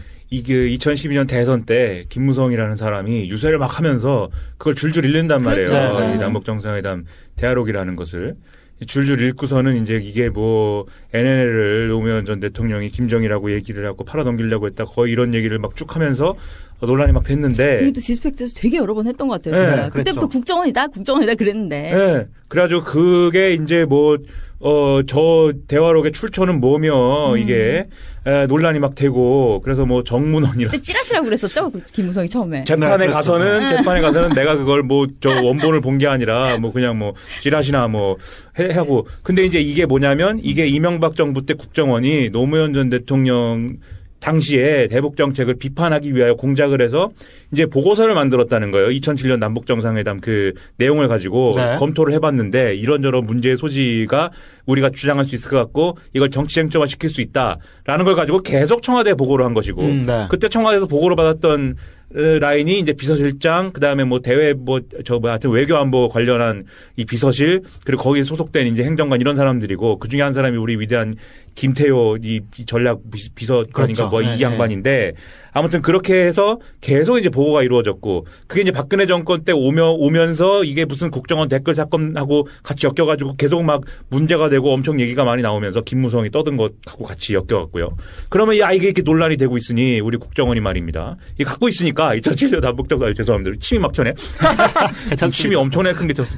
야 이거 갖고 있으니까 우리 국정원이 그러면 이것을 한번 공개해보지요. 그럼 그게, 남북 정상회담 회의록인데, 그걸 어떻게, 대통령 기록물 어떻게 공개하냐 이랬는데, 남재준 원장이, 우리가 갖고 있는 거는 뭐 그 대통령 기록물은 아니고, 뭐 하여튼 우리 공개할 수 있으니까는 공개해서 논란을 종식시키자! 이라고 공개를 딱 했거든요. 네. 근데 그게 다 사실은 하나로 연결된. 그렇죠. 네. 이런 정치적 방침이었다는 거죠. 네. 자, 이렇게, 그 국정원 파견 검사들의 온갖 그 문제들이 공개되면서, 아까 제가 이제 저희가 초반에 말씀드렸던 것처럼 그 국정원 변호인을 맡았던 법조인이 자살을 했잖아요. 그리고 바로 연이어서 또 이 국정원 파견 검사가 저희가 몇 번 말씀드렸던 그 변창훈이라고 하는 검사가 스스로 목숨을 끊는 일이 발생했습니다. 그 내용은 어떤 건지 설명을 좀 부탁드립니다. 네. 변창훈 검사가 지난 6일 오후 2시 30분께 서울 서초동의 한 법무법인 사무실 건물 4층 화장실에서 창문을 통해 투신해서 바닥으로 떨어졌습니다. 네. 그는 지난주 검찰의 구속영장 청구에 따라 이날 오후 3시 서울중앙지법에서 열리는 영장실질심사를 앞두고 있었는데 이 법인에서 상담을 받고 있었다고 합니다. 네. 변 검사와 상담을 하던 변호사도 상담 중에 이제 화장실에 다녀오겠다고 하니까 이제 별다른 낌새를 느끼지는 못했다고 경찰에 진술을 했습니다. 네. 유서는 발견되지 않았고요. 네. 그 아내와 같이 이 법률 상담을 받고 있다가 갑작스럽게 화장실에 가고 난 뒤에 이제 그 화장실에 있는 좁은 창문으로 5층 높이더라고요. 거기서 뛰어내려서 숨진 건데 그래서 당시에 이제 아내도 엄청나게 충격을 받았다 뭐 이런 내용들이 보도가 되고 이러면서 지금 이제 현직 검사가 이제 검찰 조사를 앞두고 스스로 목숨을 끊은 일이라고 하는 것이 초유의 일이기 때문에 검찰 내부가 검찰 내부가 지금 엄청나게 술렁거리고 있고 그러니까 국정원 소속 변호사가 차 안에서 돌아가신 게 얼마 전이었는데 그렇죠. 지난달 30일이었으니까 추신을 해버리니까 네. 이게 또 약간 역풍이 불지 않겠느냐 하는 얘기가 나오고 실제로 보수 언론에서는 약간 역풍의 계기로 쓰려는 것 같고 지금 뭐 거의 뭐 물 만난 고기죠. 뭐 봐라 이거 봐라. 이렇게 적폐청산이 사실상 정치보복인 적폐청산 이렇게 검찰 시켜갖고 하명수사 시켜가지고 막 그냥 윤석열을 데려다가 칼을 막 휘둘르니까는 검사도 자살하고 뭐 다 자살하고 몇 명이나 죽이려고 이러세요. 죽음의 구판을 멈춰라. 남재준이 버럭버럭 하더라고요. 그걸 보고 그래 남재준이 핵심이 맞구나. 남재준이 검찰에 출석하면서 부들부들하면서 제가 한 말씀 목이 왜셨는지 너 태극기 집회 가서 떠들어갖고 목이 쉬셨는지 제가 한 말씀 드려도 되겠습니까? 이러면서 우리 나라를 위해 일한 거밖에 없네 뭐 이러면서 뭐 떠들었어요. 그래서 아니 그거 말고 저기 남재준 원장님 저기 그 특수활동비는 그 어떻게 하신 거야? 쓸데없는 소리 하지 마. 쓸데없는 소리래. 그거 수사받으러 왔잖아. 조사받으러 왔는데 왜 그 쓸데없는. 어떻게 보면 이 후배 검사의 책임이 있는 거 아닙니까? 죽음의 책임이 있는 거죠. 네. 그런 사람이 이렇게. 그리고 지금 또 이 보수 언론들이 변창훈 검사 뭐 돌아가신 분에게는 죄송한 얘기지만 변창훈 검사의 또 미담성 얘기를 다 이렇게 쓰면서 이렇게 훌륭하신 분이었다. 국가만 아시는 분이고 국가관이 추천한 분이고 참 자애롭고 너그러우시고 우리가 검찰이 압수수색을 하러 갔는데 글쎄 야 우리 후배 검사들이 왔는데 줄 건 없고 과일이라도 하면서 칼로 과일을 깎아주더라. 뭐 이런 감동 스토리 이런 거 막 하면서 말이죠. 네. 그리고 심지어 이렇게 그 중앙일보와 조선일보 등이 지금 연이틀 빈소 표정을 이렇게 전하면서 그 문무일 검찰총장이 이렇게 빈소를 찾고 그 눈물 흘리면서 조문을 했는데 그 자리에서 한 현직 지청장이 되게 그 고위직인 검사죠. 이렇게 술에 취한 상태에서 너희들이 죽였다 뭐 이렇게 소리를 질렀다. 이 양반이 간이 벗어요. 어디 총장이 왔는데 거기다 대고 너희들이 지금 문무일이 뭐 장난 같습니까 지금 문무일이? 네. 지금 그렇게 지금 소리를 지른 보도가 그 이 7일 아침자 보도 중앙일보에 나왔고 그러자 또 뒤질세라 조선일보가 8일자 보도에서 그 이 수도권의 한 그 지검 평검사 목소리를 이렇게 인용해서 수사가 과하다는 얘기가 검찰 안에서도 많았다. 이러면 검찰은 매번 정권의 충견이라는 소리를 들을 수밖에 없다라고 하는 그런 아주 강력한 멘트를 받아가지고 이거를 제목으로 뽑아서 그 기사로 올렸더라고요. 그래서 이렇게 기사를 올리는 이유는 결국은 뭐냐? 문재인 정부의 적폐청산이라는 것이 결국 이런 그 정치 보복일 뿐이지 어떤 대의를 가지고 하는 게 아니다라고 하는 거를 지금 흠집내기 위해서 이렇게 지금 이렇게 보도를 이어가고 있는 그런 상황으로 이어지고 있습니다. 그리고 요 변창훈 검사의 억울 스토리가 계속 나오는데 네. 이 얘기를 들어보면 뭐 그런 얘기예요. 자기가 이제 뭐 국가를 위해 한 것이고 뭐 나라를 위해 한 것이고 그리고 이 현안 TF라는 것의 가담 정도가 사실은 그렇게 크지 않았다. 뭐 그거 수사해봐야 알겠죠, 근데 네. 크지 않았던 것이고 그 다음에 이제 자신이 이제 자살한 정모 변호사 이 사람하고 뭐 통화를 수차례 하고 이런 것들이 이제 언론에 보도가 됐는데 그 사람이 자살하기 전에. 그러니까 뭐 이거 보도만 보면은 야, 이거 한통속이고만 그런 건데 자기는 전화를 해갖고 뭐 위로를 한 것이고 이렇게 혹시라도 극단적 선택하지 마라 뭐 이런 얘기를 한 것이고. 네. 그 다음에 이제 또 여튼 뭐 이 수사팀이 아니면 알 수 없는 내용들이 뭐 보도가 되고 이래가지고 자기는 뭐 극단적인 배신감을 느꼈고 뭐 이런 얘기예요, 그게. 네, 네, 네. 근데 뭐 제가 뭐 돌아가신 분이니까 죄송한 말씀이지만 솔직히 변창훈 검사가 누군지 뭐 누가 아냐고요. 네. 몰라요. 모르고 구속영장을 통해서 구속이 되셨으면은 뭐 맨날 검사들이 하는 얘기 아닙니까? 구속이라는 게 곧 뭐 유죄라는 건 아니고 그렇죠. 네. 증거인멸과 도주의 우려가 있어서 수사하는데 제한이 있을 것 같아서 이제 구속시키는 거니까 그럼 구속된 상태 이후에 뭐 재판을 받고 수사를 받든지 재판을 받든지 해서 자기 어떤 지은 죄만큼 뭐 죄를 받으면 되는 거 아니에요. 네, 네. 그런 과정이 뒤에 있잖아요. 그럼 그런 과정을 거쳐서 내 억울함을 어쨌든 증명하면 되는데 변창훈 검사가 뭐 연예인도 아니고 지금 네. 연예인이어서 이게 뭐 수사 상황이 막 보도가 돼가지고 엄청난 명예훼손을 당해가지고 앞으로 뭐 이 앞길이 막히는 것도 아니고 그러면 되는 건데 너무 그것이 분하고 너무 억울해서 지금 자살을 선택했다. 네. 이 심리 구조가 뭐냐 이게 의문이라는 거죠 저는. 네, 네. 이게 현안 TF에 어쨌든 가갖고 봤으면 이게 왜 법을 아시는 분이 딱 봐도 나오는 거 아니에요 진단이 이게 웃기는 일이다라는 게. 네. 그럼 웃기는 일이다라고 했으면 지금 수사에 잘 협조를 하셔가지고 그러한 것들이 참 잘못된 것이었다라는 거를 증언을 하시고 이게 나라가 잘 되게 자기가 그 국가 간에 추천하시다니까 나라가 앞으로 잘 되게 그렇게 하시는 방향으로 하는 게 맞지. 네. 나는 억울하고 검찰이 나에게 모욕을 주고 해서 스스로 죽어야겠다. 그런 생각을 했다는 것은 사실은 이제 이해하기 어렵다는 거죠. 일반적으로는 좀 상식적으로 네. 대중들에게 이해받기가 좀 힘든 그런 선택이다. 뭐 이렇게. 그리고 검찰의 태도도 뭐 네. 이게 이런 식으로 나오는데 뭐 변창훈 검사와 유족들은 그렇다 치자고요. 본인과 당사자의 입장이니까 뭐 억울할 수 있어요. 유족들이야 뭐 이렇게 네. 좀 막 감정적으로 막 네. 분노를 표출할 수 있죠. 그런데 그렇죠. 이제 그 검사들이 네. 니네는 뭐냐고요, 다른 검사들은. 다분히 정치적인 어떤 그런 네. 그 얘기들을 하고 여기 나와가지고 있는데. 우리 너무 억울하고 검사들한테 수사받으면서 억울한 사람 얼마나 많았습니까? 얼마나 많았죠. 그리고 네. 뭐라 그러죠? 언론에다 막 지금 수사 뭐 하고 있는 거 막 유출하는 거? 네, 네. 피의사실. 네네. 공표. 네. 피의사실 공표. 이런 것 때문에 골치 썩은 사람 얼마나 많습니까? 네. 노무현 전 대통령도 그런 사례고. 네. 우리 운동권들도 엄청나게 많이 당한 일인데. 네. 예? 뭐 자기들이 되니까는 물론 피의사실 공표를 함부로 하면 안 되는 거지만. 네. 그렇게 막 하면 안 되는 거지만. 그리고 영장 청구 같은 경우도 네. 그러니까 이게 증거 인멸 우려, 네. 도주 우려 이런 것들 이 영장 신청에 대한 사유가 명확하게 있잖아요. 네. 근데 그런 거 없이 그냥 뭐 자기들의 수사에 협조를 하지 않았다든가 네. 아니면 좀 감정적으로 얘는 좀 나쁜 놈이라든가 뭐 이런 판단에 따라서 다분히 어떤 그런 정치적 판단에 따라서 영장을 청구하고 말고 하는 그런 판단을 내렸던 적도 상당히 많거든요. 그렇죠. 네. 그리고 이번 변창훈 검사 사건에서도 검찰 내부의 목소리를 들어보면 어떤 얘기가 나오냐 하면 이게 다분히 정치적인 어떤 그런 그 선택 때문에 이들에 대한 영장을 청구할 수밖에 없었다는 얘기들이 나오는 겁니다. 왜 그러냐 하면 국정원 그 하부 직원들이 먼저 수사를 받고 그들이 대체로 그렇죠. 이제 구속영장을 받고 청구받고 이제 영장 구속돼서 지금 수사를 받고 있는 상황이란 말이죠. 네. 그런데 만약에 국정원 파견 검사들을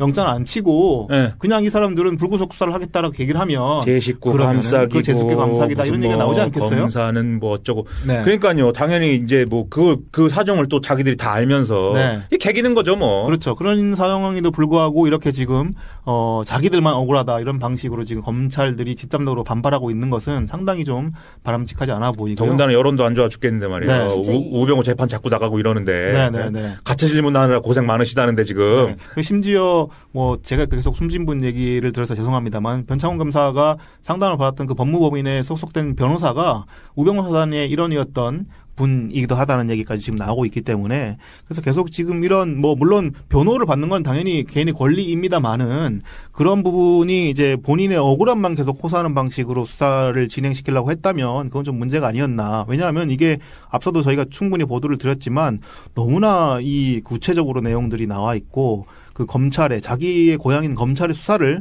법률적으로 아주 그냥 법적인 어떤 로펌이 되면 어떡하냐고요. 네, 불법적인 파견이 된 행위들을 자행해가면서 했던 구체적인 그런 내용들이 나와 있기 때문에 범행 사실이 너무 자명한 거고요. 그리고 너무 여러 가지 얘기가 나오는데 검찰에서 그런 얘기가 나온다는 거예요. 이게 오버한 것이다 어쨌든 간에. 네. 국정원의 파견 검사라고 했을 때는 국정원 내부에 무슨 그런 로펌이 되자 이렇게까지는 안 가야 되는 것인데. 이전에 그게 검찰 내부의 얘기들을 쭉 들어보니까 네. 그 국정원의 파견 직원들은 항상 검사들이 갔었대요. 네. 갔는데 항상 거기 가면 그냥 섬이었답니다. 그러니까 그렇죠. 왜냐하면 국정원 검사들이 국정원은 여하튼 가끔씩 이제 좀 뭐 우리가 일반적으로 알다시피 좀 불법적인 일도 하는 곳이고 그러면서 네. 그게 뭐 문제긴 하지만 그런 불법적인 일들이 가끔씩 자행돼 왔잖아요. 그런데 이전에 검사들은 본인들은 결국은 이제 검사이기 때문에 다시 어쨌든 서초동으로 돌아와야 될 사람들이고 그런 사람들이기 때문에 굳이 그 불법적인 일에 개입하면 나중에 흠이 잡히지 않습니까? 그렇죠. 그렇기 때문에 그들은 개입하지 않고 항상 그냥 국정원장이랑 대면하고 자기 사무실과 국정원장 사무실만 왔다 갔다 했다는 거예요. 그런 불법적인 일은 사실은 알아도 안 되는 거죠. 그 논리에서는. 네, 왜냐하면 그렇죠. 알면 그것은 기소해야 되는 거니까. 네, 검사로 네. 돌아가서 그거 수사해야 되는 거죠. 네. 그런데 이제 그렇게 개입하지 않고 항상 섬처럼 지내왔고 그래서 국정원 내부에서도 거의 검사들은 그냥 여기 왔다가 놀다 가는 사람 이렇게 판단했던 건데 이들은 그러니까 여기에 깊숙이 개입을 하고 로펌이 되시고 직접적으로 수사가 되고 또 아까 양지회 말씀드렸다시피 좋고 또 역시 뭐 돌아가신 분한테 죄송하지만 변창훈 검사 같은 경우는 장호중 그 지검장과 함께 그 남재준의 취진회까지 소속되어 있었다 이런 얘기까지 나오고 있는 거니까. 그런 영장을 어떻게 청구를 안 하면 너무 깊숙이 개입되어 있었어요. 네, 그거 어떻게 합니까 이거? 네, 그래서 이게 지금 아까도 말씀드렸지만 검찰 내에서 이렇게 조직적으로 지금 마치 이번 수사가 어떤 정치 보복의 차원이라고 설명하면서 그 윤석열 지검장의 흠집내기를 시도하고 있는 그런 모습들은 오히려 더 자기네들의 어떤 정치적 파벌성을 보여주고 있는 증명하고 있는 그런 모습이 아닌가 이런 생각이 드는 거고요. 근데 이런 와중에 지금 검찰이 연이틀 약간 방향성이 의심되는 그런 수사를 진행을 했습니다. 그 내용은 어떤 건지 좀 설명을 좀 부탁드릴게요.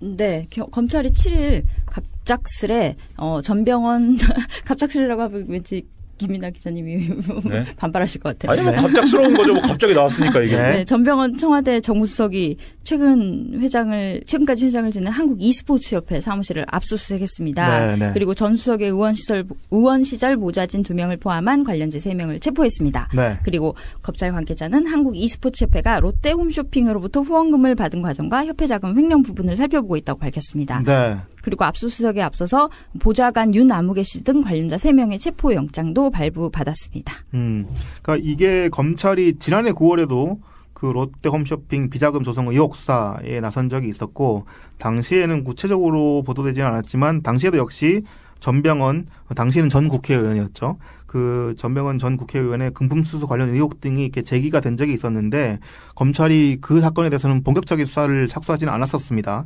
근데 검찰이 이제 최근에 그 검찰이 주장한 바에 따르면 롯데 관계자 등을 상대로 추가 조사를 벌이는 과정에서 전병헌 수석의 전 보좌진이 금품을 수수한 단서를 새롭게 포착했다 이렇게 지금 주장을 하고 있는 건데요.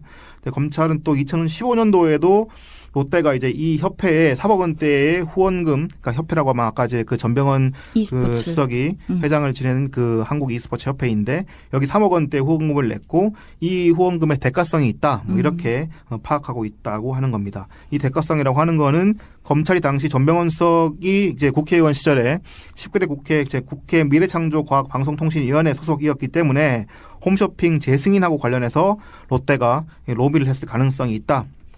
이렇게 보고 있는 건데요. 전병헌 수석은 이제 이날 이렇게 기자들에게 바로 압수수색 이랑 그 보좌진 수사에 대해서 언론에 보도된 롯데 홈쇼핑 건과 관련해서 어떠한 불법도 관련한 바가 없다. 참으로 청우리가 없는 심장이다. 뭐 이렇게 밝혔습니다. 미창이가 홈쇼핑 재승인도 하나요? 나 이거 몰랐네. 방송을 다루기 때문에 홈쇼핑 방송을 하는 것이기 때문에 홈쇼핑 방송 채널에 대해서 재승인을 하는 거죠. 네. 방송 채널 재승인. 그러니까 이 스토리가 뭐냐면 검찰의 스토리가 뭐냐면 기억을 하시는지 작년 초인가 뭐 저 롯데 수사라는 걸 갑자기 해요. 네. 우병우가 시켜서 했는지 최경환이 시켜서 했는지 뭐가 시켜서 했는지 모르지만 작년 초인지 뭐 언젠지. 그래서 롯데를 거의 탈탈 털고 무슨 뭐 거의 뭐 신동주 신동빈 뭐 거의 뭐 돌아버리고 뭐 이렇게 됩니다 이게 쭉. 네. 그런 와중에 이제 롯데홈쇼핑 건도 같이 나와가지고 이제 엄청 롯데홈쇼핑이 그때 재승인을 받기 위해서 미래부를 구워 삶아가지고 맞아. 미래부에 가라 서류를 내고 뭐 이런 얘기들이 막 나와요. 네. 그때 이제 이제 얘기가 같이 나왔었는데 네. 뭐냐면은 이제 어쨌든 지금 말씀드린 대로 국회에서 재승인을 받아야 방송 채널이 유지되는 것이기 때문에 근데 그 재승인에 대해서 야당이 어쨌든 뭐 괄괄 한단 말이죠. 그게 되느니 안 되느니. 그리고 이제 전병헌 수석 같은 경우에는 이 분야에 굉장히 좀 오래됐어요. 뭐 e스포츠도 e스포츠지만 이 미래창조과학방송통신이 이런 쪽에 이제 오래됐고 또 원내대표도 했었고 네. 그러다 보니까 영향력이 있는 의원인 거죠. 네, 게임 쪽 분야의 뭐 게임 통령이라고 불리는 분이기도 하죠. 네. 네. 그랬어요? 그 정도였어? 네, 코스프레한 건 있었지만 게임 통령까지는 아니었던 것 e스포츠 협회 하면서 스타리그 뭐 이런 거를 네. 어쨌든 부흥시키는데 왜냐하면 스타크래프트 1편이 없어지고 2편이 되면서 이게 약간 열기가 식어가지고 이 스타2 리그는 사실 뭐 이 팬들이 있으면 죄송하지만 폭망했지 않습니까 이게 네. 뭐 이러다 보니까 이제 그걸 살리기 위해서 코스프레도 하고 뭐 이렇게 했다 이 위대하신 분이다 뭐 이런 거죠. 그리고 네. 게임 관련 무슨 세간에 이제 그 게임 커뮤니티 내에서 무슨 게임을 규제하고 뭐 이런 얘기 막 나온 거에 막 분개하고 있을 때 이 전병헌 수석 같은 사람이 나왔고 그 게임계를 옹호해주고 뭐 이래갖고 이제 인기가 좋단 말이에요. 네, 게임계 이제 이런 사람들 입장에서는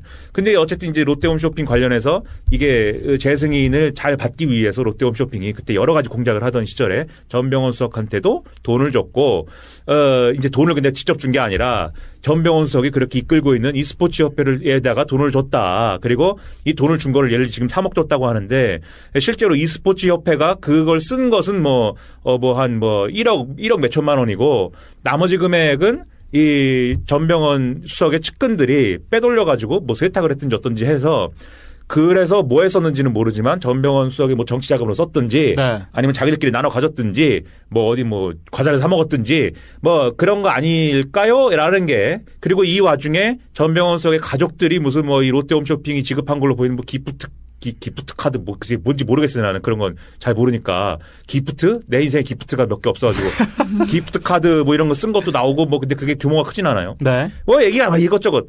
근데 이제 실제로 2015년 그 스타리그인지 뭐 그 리그는 네. 롯데 홈쇼핑 배예요. 또 이게. 그렇군요. 네. 네. 그리고 또 이 중앙일보 등의 보도에 의하면 그것도 검찰발인데 롯데홈쇼핑한테 이 전병헌 수석 측근들이 가가지고 e스포츠 게임단을 창단하라고 했다는 거예요. 네. 즉 e스포츠의 부흥을 위해서 롯데홈쇼핑이 힘을 써주시면 이 재승인을 우리가 하는데 뭐 협조도 해드리고. 아유, 공교롭네요. 네, e스포츠가 잘 되면 우리 전병헌 수석도 참 이 훌륭한 게임 통령 되고 뭐 이런 스토리를 지금 얘기하고 있는 거예요. 공교로워요. 근데 2016년도에 수사를 할 때는 이게 약간 이게 뭐 신동주 나오고 빵빵 터지는 수사에서 지금 전병헌 뭐 조금 쪼렙 같으니까 지금 얘기가 뭐 규모가 뭐 3억 뭐 이런 거 좀 푼돈 같고 지금 뭐 지금 나오는 롯데 수사 얘기는 막 뭐 몇십억씩 얘기가 나오는데 그래서 이제 넘어간 거죠. 네, 이때 당시에 또 지난해 9월쯤이니까 한참 네. 이제 막 최순실 얘기 나오고 네. 막 이제 이 박근혜 최순실 게이트가 막 터지기 시작하던 시점이기도 해서 네. 이때 검찰이 막 그 민주당 쪽에 있는 의원을 네. 공격하기는 좀 정치적 부담도 있었겠죠. 그리고 네. 전병헌 수석이 또 이거 말고도 이제 몇 개 그런 측근 비리로 끝난 얘기들이 있어요. 이게 뭐가. 그래서 저 같은 사람들이 이제 평소에 이제 보면서 이 전병헌은 대단한 사람이야. 이거 다 피해갔어. 어쨌든 간에 이런 화를. 그게 뭐 전병헌 수석이 죄가 있어서인지 아닌지는 난 모르겠으나 죄가 하여튼 재판을 통해 없다고 나온 거니까. 다 잘 피해간다. 이렇게 이제 그냥 관전자처럼 얘기를 하고 있는데 작년에 이제 제가 이제 보니까 동아일보 이런 데 기사가 났는데 뭐 익명으로 났죠. 야당 중진의 롯데홈쇼핑이 로비를 했는데 이 야당 중진이 하는 협회에다가 돈을 내고 뭐 이런 얘기. 근데 내가 그냥 봐도 이거는 전병헌 얘기인데. 근데 이게 전병헌 이번엔 잡혀가나? 이랬는데 그냥 넘어가더라고요. 그렇죠. 또. 그래가지고 대단한 사람이야. 이래서 그냥 그런가 보다 했어요. 근데 갑자기 압수수색을 하고 엊그제 그러니까요. 네. 갑자기 또 압수수색을 하고 이래가지고 이게 작년에 그냥 하다 만 얘기인 줄 알았는데 갑자기 왜 압수수색을 하는 거지? 네. 이런 의심이 이제 들더라는 거죠, 저도. 네. 그러니까 이제 정리를 하자면 뭐 충분히 검찰이 수사를 할 수 있을 만한 그런 검찰의 주장에 따르면 그런 흐름들은 보이는 건 맞는데 그 시점이 왜 하필 그렇죠. 검토되는 시점이 하필 지금이냐? 검찰은 의구심을 가질 수밖에 없다. 새로운 무슨 자금의 흐름을 잡았다라고 주장하지만 네. 아까도 말씀드렸듯이 이게 있던 얘기고 없던 얘기를 지금 새로 발굴해갖고 얘기하는 거면 뭐 그럴 수도 있는데 그렇죠. 네. 없던 얘기가 아니고 있던 얘기 심지어 캐비넷에 묵혀놨던 거를 지금 꺼내갖고 캐비닛? 예. 꺼내갖고 갖고 압수수색 해봐 이렇게 갖고 지금 된 거 아니에요. 그렇죠. 얘기가. 네네네. 그러면 당연히 이게 뭐가 정치적 맥락이 있는 거 아니냐라고 저 같은 사람은 얘기할 수밖에 없다는 거죠. 네, 네. 거기에다가 하나 더해서 뭐 이 건은 좀 너무 가벼운 건인 것 같기도 한데 그 탁현민 전 청와대 행정관도 그 전병헌 전무수석 보도가 나온 바로 다음 날 또 야, 검찰이 불구속 기소했다 이런 내용이 나왔습니다. 어제 속보가 띡 떴는데 네. 사람들이 다들 야 그 탁현민 뭐 이러면서 야 잡혀가 야 이렇게 뭐 되나요 뭐 이렇게 네 어떤 내용인가요? 네, 서울중앙지검 공안 2부가 자, 이 잘 주목해 보십시오. 공안입니다. 공안. 네, 공안입니다. 네. 네. 8일이었죠. 네. 8일 발표를 했는데 지난 6일에 탁현민 행정관을 공직선거법 및 정치자금법 위반 혐의로 불구속 기소했다. 네. 서울선거관리위원회의 수사 의뢰 사건이었다고 밝혔네요. 네네. 지난 19대 대선 운동 기간인 5월 6일에 홍익대 앞에서 개최된 프리허그 행사가 끝날 무렵에 당시 문재인 대선 후보의 육성 연설이 들어있는 2012년 대선 로고송 음원을 선관위에 신고되지 않은 스피커로 송출을 해서 선거운동을 한 혐의를 받고 있습니다. 네. 그러면서 이 프리허그 행사의 무대 설비 사용 비용을 내지 않은 혐의를 받습니다. 네, 공짜로. 이게 무슨 말이냐면 프리허그 행사에서 이 스피커가 원래 선거용으로 그 신고를 한 무대가 아니에요. 네. 그러면 선거운동을 하면 안 돼요, 거기서. 네네. 그런데 선거용 그 노래를 거기다 틀면 안 되는데 틀었고 그렇기 때문에 이건 선거용 행사를 한 셈이 되는데 네. 그럼 이 장비를 선거용으로 대여를 한 셈이 되는데 돈을 안 냈으니까 네. 그걸 이제 무상으로 대여를 한 셈이 된다. 그러니까 돈을 불상액을 수수한 셈이 된다. 그 얘기입니다. 네. 이게 그냥 들으면은 뭐 억지 갖고 슬픈 얘기 같지만 제가 또 이 분야는 또 나름 잘 알지 않습니까? 네네. 이게 뭐냐면 선거법에는 선거운동이라는 거는 이렇게 해서는 안 됩니다라고 써 있지 않습니다. 이렇게 하세요라고 써 있습니다. 네. 정해진 방법으로만 해야 됩니다. 근데 이제 시대가 변하고 이게 뭐 여러 가지 사건들이 일어나다 보면은 그 정해진 바인지 아닌지를 약간 헷갈리는 이런 일들을 하게 돼요. 선거 운동을 하다 보면. 네. 그 제일 좋은 거는 선관위에 일일이 전화를 해가지고 그치. 이거 하면 됩니까 안 됩니까를 다 물어봐가지고 나중에 문제가 되면은 야 이거 선관위가 된다고 했는데 왜 이래 이러면서 그렇죠. 이제 개기는 네. 겁니다. 네. 근데 이런 류의 경우에는 뭐냐면 선거운동이라는 걸 정해진 방법으로 해야 되기 때문에 이 웃겨요. 제가 해봤잖아요. 그런 거. 네. 운동권 하면서. 네. 스피커 이런 거 있잖아요. 가갖고 내가 무슨 스피커로 할 건지를 걔네한테 신고해야 됩니다. 선관위한테. 네, 신고를 네. 해가지고 이게 가로 세로 몇 센치고 출력은 몇 와트고 뭐 이게 어떤 형태고 메고 다니는 건지 어디 거치하는 건지 뭐 이런 거를 다 써가지고 그러면 얘들이 보고 아 그러세요? 한 다음에 무슨 스티커 같은 걸 줘요. 그럼 그 스티커를 그 스피커에다 딱 붙여야 됩니다. 붙여가지고 네. 이거 씨 선거운동용이다.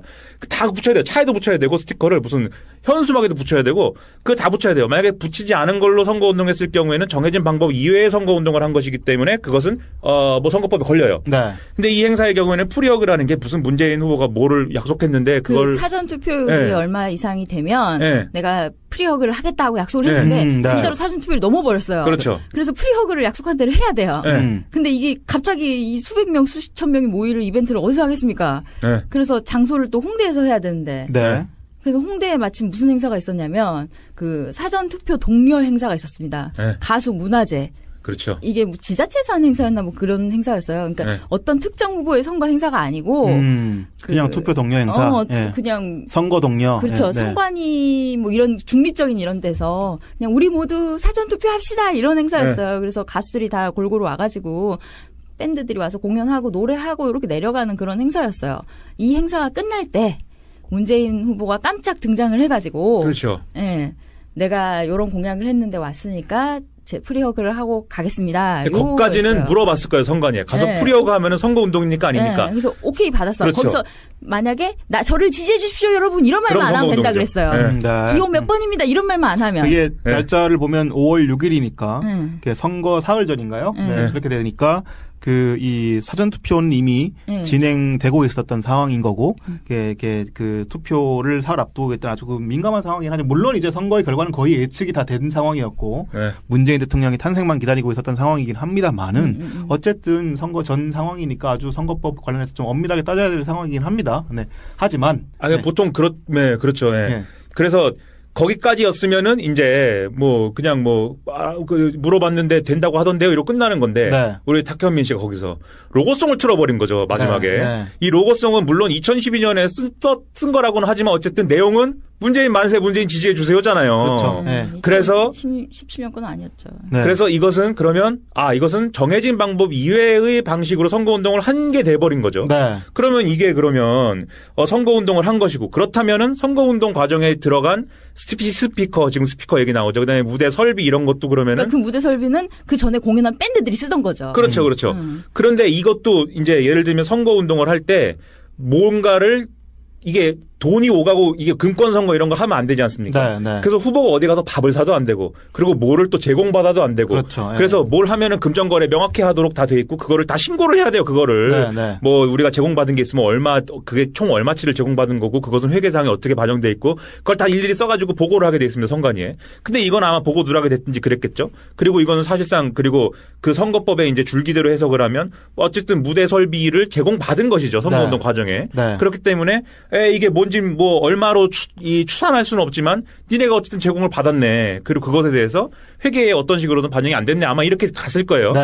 그래서 이 얘기가 서울시 선관위가 이 상황을 그냥 넘어갈 수는 없겠네요라고 해서 그것을 이제 수사 의뢰를 검찰에 한 것이고 검찰이 선거법 위반 사건이네요. 그러면은 이것은 탁현민 씨가 그걸 틀었으니까 탁현민 씨를 기소를 해야겠네요. 이래갖고 이제 기소를 했다 이 얘기를 하는 거죠. 근데 이게 역시 또 시점이 상당히 공교로운 게 사건이 벌써 발생한 게 지난 5월이고. 그 내용이 그렇고 빤하지 않습니까, 이게? 내용이 너무 간단한 내용이잖아요. 이걸 무슨 수사할 것도 없고, 그냥 확인만 하면 되기 때문에 제가 수사해도 이거 일주일만 하면 할 것 같은데. 나도 할 수 있다. 이거를 지금 계속 가지고 있다가 공교롭게 지금 시점에 터뜨렸다. 그것도 여하튼 청와대에서 그 직책상으로는 그렇게 급이 높지 않으나, 아주 문재인 대통령의 최측근이라고 불리고 있는 그렇지 않아도 시끄러운 그렇지 않아도 시끄러운 탁현민 행정관에 대한 얘기이고 트럼프 가고 나서 그러니까 이런 그리고 이걸 가지고 자유한국당 갑자기 또 일어나가지고 야 이것 보세요 이러면서 역시 탁현민 씨가 문제가 많고 탁현민은 문제가 많다. 이게 대선이 이게 부정선거네요. 이렇게 얘기하고 지금 너무 심하게 나갔다 진짜. 근데 부정선거까지는 얘기 안 했습니다만 법조 출신 기자 말에 의하면 11월 9일이 대선 선거법 위반 혐의 사건 공소시효 만료일이래요. 그래서 선관위 고발을 하려면 그 전에 해야 되긴 한데요. 그렇죠. 그리고 어차피 이게 수사 의뢰가 된 사건이어서 확인해야 된다고. 잡고 있었던 계속 거죠. 진행은 되고 있는 상황이었고 마무리를 해야 되기 때문에 이거에 너무 큰 의미를 둘 필요는 없다는 사람도 있긴 있어요. 청와대 설명도 그런 거죠. 이게 따지면 오비락이지. 그렇게까지 물론 검찰하고의 갈등을 노출시키지 않고 싶은 이런 마음도 있겠지만 어쨌든 청와대가 근데 전병헌 수석 얘기는 그런 설명을 잘 안 했거든요. 잘 보면은 전병헌 물어보는데 이 얘기하면서 이게 참 큰 건 아닙니다, 여러분. 진정하세요 이러니까. 근데 이제 일단 또 관심이 가는 게 이제 공안 2부 사건인데 이게 그러니까 아까 제가 말씀드린 것처럼 지금 가장 반발을 많이 하고 있는 검찰 쪽이 공안 쪽이거든요. 그러니까 지금 이 파견 검사들이 대체로 다 공안 검사 출신들이기도 하고, 그러니까 지금 특수 쪽들, 그러니까 윤석열 검사가 특수통이잖아요. 그러니까 특수 쪽 검사들이 지금 파벌을 이렇게 해서 비특수통, 특히나 공안 쪽을 지금 조질라고 지금 이런 수사를 하는 게 아니냐고 하는 음모론들을 검찰 내부에서 제공하고 있는데, 거기에 지금 이 공안 쪽이 이런 사건을 또 떡 내놓으니까 뭔가 상당히 좀 의구심이 가기는 합니다만은. 또 정치, 선거, 이런 운동권 이런 건 또 공안이 해야지 그건 또 당연한 거긴 하죠. 이름이 공안이고. 여하튼 그래서 이거는 간단한 사안일 텐데 계속 잡고 있다가 뭔가 좀 애매한 시점에 이걸 내놨다 이런 부분도 상당히 좀 그래서 엄청 의심들을 하죠. 인터넷에서는. 그래서 지금 이 두 건 연속을 보고 크게 되긴 어려운 사안은 아니에요. 되게 그렇죠. 이거 별거 아니에요. 저의 경험상 별거 아닙니다. 이런 거. 이건 금방 아마 넘어갈 텐데 청와대 행정관이니까 보도가 나오고 네. 또 이게 발표를 했다 뭐 이렇게 또 볼 수 있을 것 같고 여하튼 그래서 이 두 건이 공교롭게 나오면서 결국 우리가 주목해야 될 거는 이제 검찰 내부의 분위기가 좀 심상치 않다. 그런데 또 이렇게 오늘 아침에 나온 보도들을 보니까 뭐 한겨레 보도도 그렇고 또 검찰은 또 이제 좀 눈치를 보고 있는 것 같더라고요. 그 대중들의 반응들이 그닥 지금 별로 좋지 않으니까 네, 너네가 지금 너네가 그렇게 수사할 때는 그렇게 억울한 사람 만들더니 이제 지금 너네가 억울하다고 지금 난리냐. 그리고 뭐 영장 치는 거 그건 뭐 너네 항상 해오던 논리대로 한 건데 왜 지금 갑자기 난리냐. 뭐 이런 식으로 지금 분위기가 좋지 않다 보니까 약간 엎드려가지고 청와대와 또 이게 대중들의 어떤 그런 여론 추이를 좀 살펴보고 있는 그런 분위기인 것 같습니다만. 네. 근데 이게 또 앞으로 계속 수사가 진행될 것이고 또 거기에 또 무슨 변수가 어떻게 등장할지 모르기 때문에 언제 이 검사들의 집단 반발 뭐 이런 그 내부 어떤 분란 이런 사태가 일어날지 모르겠다. 이렇게 예측이 되는 것 같습니다. 그게 이제 1차적으로는 야당도 반발하고 이게 정치 보복이라고 하고 심지어 네. 검사가 자살하는 사건이 일어날 정도로 검찰이 이 적폐청산에 대해서 무리한 수사를 했다고들 하니 또 하명 수사라고 하고 뭐 청와대가 하명 수사 그런 얘기 나오니 네. 아니다. 우리 이렇게 그렇지. 청와대도 살아있는 권력도 수사한다. 응, 청와대도 칠 수 있다. 이런 거를 보여주면서 우리가 이렇게 균형을 맞춰서 합니다라는 거를 그래서 보수 언론은 또 야 이게 이게 전병헌 수석 사건에 대해서 뭐라고 하느냐면 이거를 정말 쉽게 얘기하면 전병헌을 잡아 넣어야 된다. 그렇게 해야 여러분이 정말 의지를 갖고 이렇게 아무데나 다 수사를 하시는 분들이군요. 네. 이런 인증을 받을 수가 있다. 만약에 전병헌을 못 넣으면은 적폐청산을 하명 수사를 더 열심히 하고 싶어 갖고 그냥 눈 가리고 아웅하셨군요. 충전이 되기 위해서 한 수사다. 네, 될 수 있습니다. 이런 식으로 또 사설을 쓰고 있어요. 네, 네. 적당히 그냥 생색만 내려고 네. 반대편에 그렇죠. 균형 맞추기 하려고 대충 뭐 어디서 또 해놨구나 이렇게.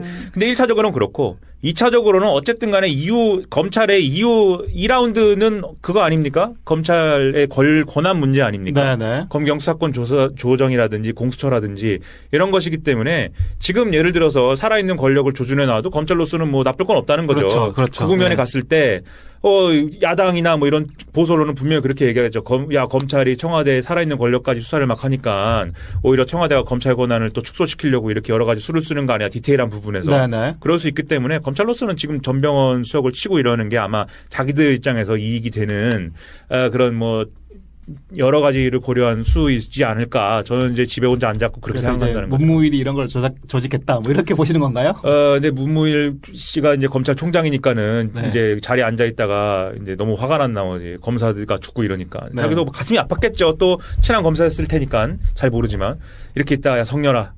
우리가 이렇게 죽을 수는 없는 거 아니냐? 왜 또 시나리오야? 네. 성렬아, 저기 캐비넷에 있는 거 다 갖고 와. 다 갖고 와. 일단 다 갖고 와. 그리고 길 가면서 청와대 아세요? 물어보고 안다 그러면 다 내려와. 오늘 저녁 먹을 때까지 내 방에 다 모여 있어 일단. 이렇게 한 게 아닐까라고 혼자 집에 앉아가지고 이제. 탁현민은 네? 뭐야 그럼? 그게 이제 뭐 저는 근데 탁현민 사건은 뭐 오비락이라고 보는 쪽인데, 네 아무렴 어때요? 네. 네, 그렇습니다. 여튼 이렇게 검찰의 움직임을 조금 더 앞으로 계속 주목을 해보시는 게 좋을 것 같고요. 원체 뭐 이 조직 자체가 이렇게 되게 정치적으로 내부 분열도 많고 또 내부에서 여러 가지로 정치적인 어떤 술수를 많이 그런 써왔던 조직이기 때문에 이게 참 다루기도 상당히 만만치 않고 힘든 게다가 또 이렇게 무소불위의 이렇게 단독 수사권을 가지고 있는 조직이라서 권력도 이 부분들을 좀 건드리기가 쉽지는 않죠. 그래서 이 부분들은 좀 여러분들이 계속 관심을 갖고 지켜봐 주시면 좋을 것 같습니다. 네, 저희는 잠깐 쉬었다가 디스펙트 속 코너에서 트럼프 얘기를 계속 전해드리도록 하겠습니다. 네, 조금 이따 봬요.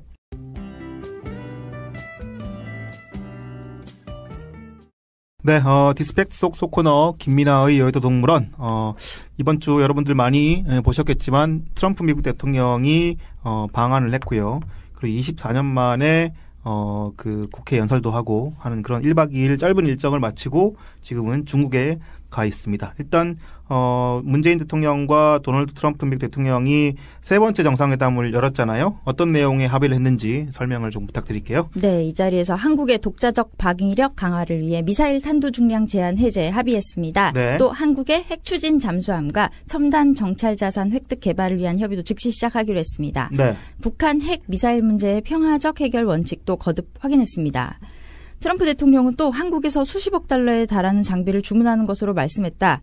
한국에도 충분히 그럴 만한 이유가 있으면 미국에서도 많은 일자리를 창출할 수 있는 부분이라고 생각한다고 말을 했습니다. 네.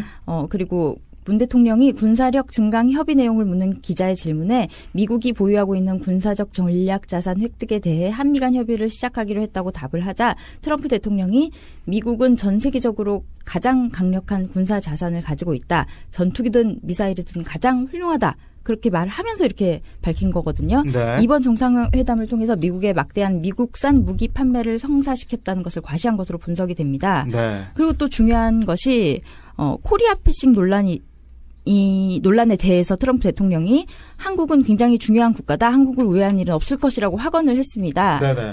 그리고 또 한미 FTA 개정 협상과 관련해서 현재의 협상이 성공적이지 못했고 미국의 좋은 협상이 아니었다며 공개적으로 불만을 표시한 뒤에 한국교역협상단에 우리 측과 긴밀히 협상에서 더 나은 협상을 하기를 촉구한다고 말을 했습니다. 네, 아주 간단하게만 정리를 해드렸는데 뭐 국회 연설에서는 국회 연설에서는 뭐 북한 욕을 네. 엄청나게 했죠. 네, 북한을 아주 똑똑하게 비난을 했습니다. 네, 살기 힘든 나라 라고 얘기하면서 그 북한을 거의 그 34분, 5분 정도 연설했는데 북한에 대한 언급을 34번이나 했더라고요. 그래서 그쪽에 포커스를 해서 연설을 했고 또 중간에 깨알같이 자기가 운영하는 골프장도 홍보하고 막 이렇게 연설을 했던 내용들이 공개가 됐는데 어쨌든 정상회담 좀 어떻게 보셨나요? 어떤 내용들로 우리가 좀 짚어봐야 될까요? 제 집에 앉아 있는데 뭐 어떻게 합니까? 항상 집에 앉아 계시는데 뭘 또 새삼스럽게 집에 말씀하십니까? 앉아 있는 게 제일 잘 볼 수 있어요. 저 텔레비전으로 보는 게 제일 잘 보여요. 시간 많으니까는 다 이렇게 뭐 주워다 보면서 혼자 망상하고 뭐 이런 거. 어떤 내용에 우리가 좀 주목하면 좋을까요? 일단 이 동네 왜 왔는지를 서로 이제 뭔 계산인지를 한번 그걸 정리를 한번 해볼 필요가 있는데 네. 미국이 이 동네 오면서 생각한 것은 결국은 중국입니다. 하이라이트가. 그래서 중국하고의 무역 불균형을 시정한다. 그리고 북핵 문제에서 어떤 전기를 마련한다. 이 두 가지예요, 사실. 네. 두 가지를 갖고 온 것이고. 근데 그냥 오면은 또 허하니까 이제 우리 또 친구들 만나고 가야죠. 그래서 일본, 한국, 중국 이렇게 돌아야겠다 이렇게 본 것이고. 그런데 올 때 이제 트럼프 대통령이 그런 목표를 갖고 오긴 했겠지만 사실 관심사는 돈 문제에 있는 거죠, 항상. 네. 더군다나 돈 문제일 수밖에 없는 게 지금 트럼프 대통령 국내에서 지금 정치적 입지가 별로 좋지 않습니다. 그렇죠. 1주년이 됐는데 그래서 문재인 대통령이 1주년 축하도 해주고 그랬는데 여론조사상 역대 최악의 지금 지지율이 나오고 37%인가 그렇게 나왔더라고요. 네, 그리고 긍정평가가 그 정도고 부정평가 50% 넘기 때문에 네. 그러면 이제 그 나라는 그런 보도도 하나 본데 순수 지지율 뭐 이런 게 해갖고 마이너스 20 몇 %다 이런 거는 근 뭐 70년세 없다 뭐 이렇게 이제 막 하고 있어요. 네. 더군다나 이제 그 동남아랜다. 지금 동아시아 순방하면서 몇 개의 주지사 선거, 버지니아 주지사 선거, 또 어디지? 잊어버렸어요. 네. 네. 뉴저지, 네. 뉴저지 주지사 선거, 그다음에 뉴욕 시장 선거 이렇게 됐는데 뭐 뉴욕이야 뭐 원래 민주당 좋아하는 데다 그렇다 치고 버지니아주도 세 개 다 민주당이 우세이긴 했는데 버지니아주의 경우에는 지금 최근에 샬럿츠빌 사태에서 보듯이 보역 갈등이 굉장히 첨예한 주이고 그래서 네. 경합주로 일단은 우리가 분류를 하고 뉴저지주의 경우에는 우리 이제 그 트럼프 대통령 측근인 크리스티 주지사께서 이제 뭐 하다가 좀 잘 안 됐는데 어쨌든 그 후임을 뽑는 선거이기 때문에 네. 트럼프가 한번 승부를 걸어볼 만하다고 생각했어요. 그래서 버지니아랑 뉴저지를 승부를 걸어볼 만했는데 다 졌습니다. 네. 예, 트럼프 대통령은 트위터에다가 그 전까지는 우리 후보가 이렇게 대단한 후보라고 썼지만 선거가 지는 패색이 확인해지자 갑자기 돌변해가지고 트위터에다가 그 사람들 내 말 안 듣다가 선거 떨어졌다고 그렇게 쓰기도 하고. 네. 뭐 그리고 그 동네 이제 그 러시아 스캔들 수사가 심상치가 않아요. 로버트 뮬러 특검이라는 사람이 이제 특검 우리나라 무슨 뭐 박영수 특검처럼 하나 보죠. 네. 그래가지고 뭘 막 해가지고 트럼프 캠프에 있던 요인들 그 무슨 뭐 폴 매너포트라든지 그 무슨 머시 게이츠라든지 그다음에 무슨 뭐 파파도플러스 뭐 이름이 이상해요. 그런 사람들을 아주 핵심 인물들을 싹 기소해버렸어요. 네. 거의 트럼프 턱밑까지 한 번에 왔다 이렇게들 그렇죠. 평가를 해요. 네. 트럼프의 복심이어서 백악관에서 여러 가지 모색을 하시다가 지금은 제야로 돌아가신 스티브 배넌이라는 선생님이 있습니다. 네. 이 선생님이 전화에다 대고 떠든 여러 가지 얘기들이 이제 보도가 많이 됐는데 그 내용 중에 이런 것도 있어요. 공화당이 트럼프 탄핵까지 갈 것 같다. 그러니까 공화당이 탄핵을 한다기보다는 방조할 것 같다. 그리고 실질적으로 그 얘기 무슨 얘기냐면 트럼프 재선을 못 가고 재선은 사실 마이크 펜스 체제로 할 것 같다라는 얘기는 계속 돌아다니는 얘기예요. 네. 물론 뭐 그게 되느냐는 모르겠지만 어쨌든 트럼프 측근들은 그렇게까지 지금 걱정하는 상황이라는 거죠. 네. 난리도 아닙니다. 그러면은 트럼프가 보통은 이럴 때는 이제 대통령이 뭘 할 수 있느냐.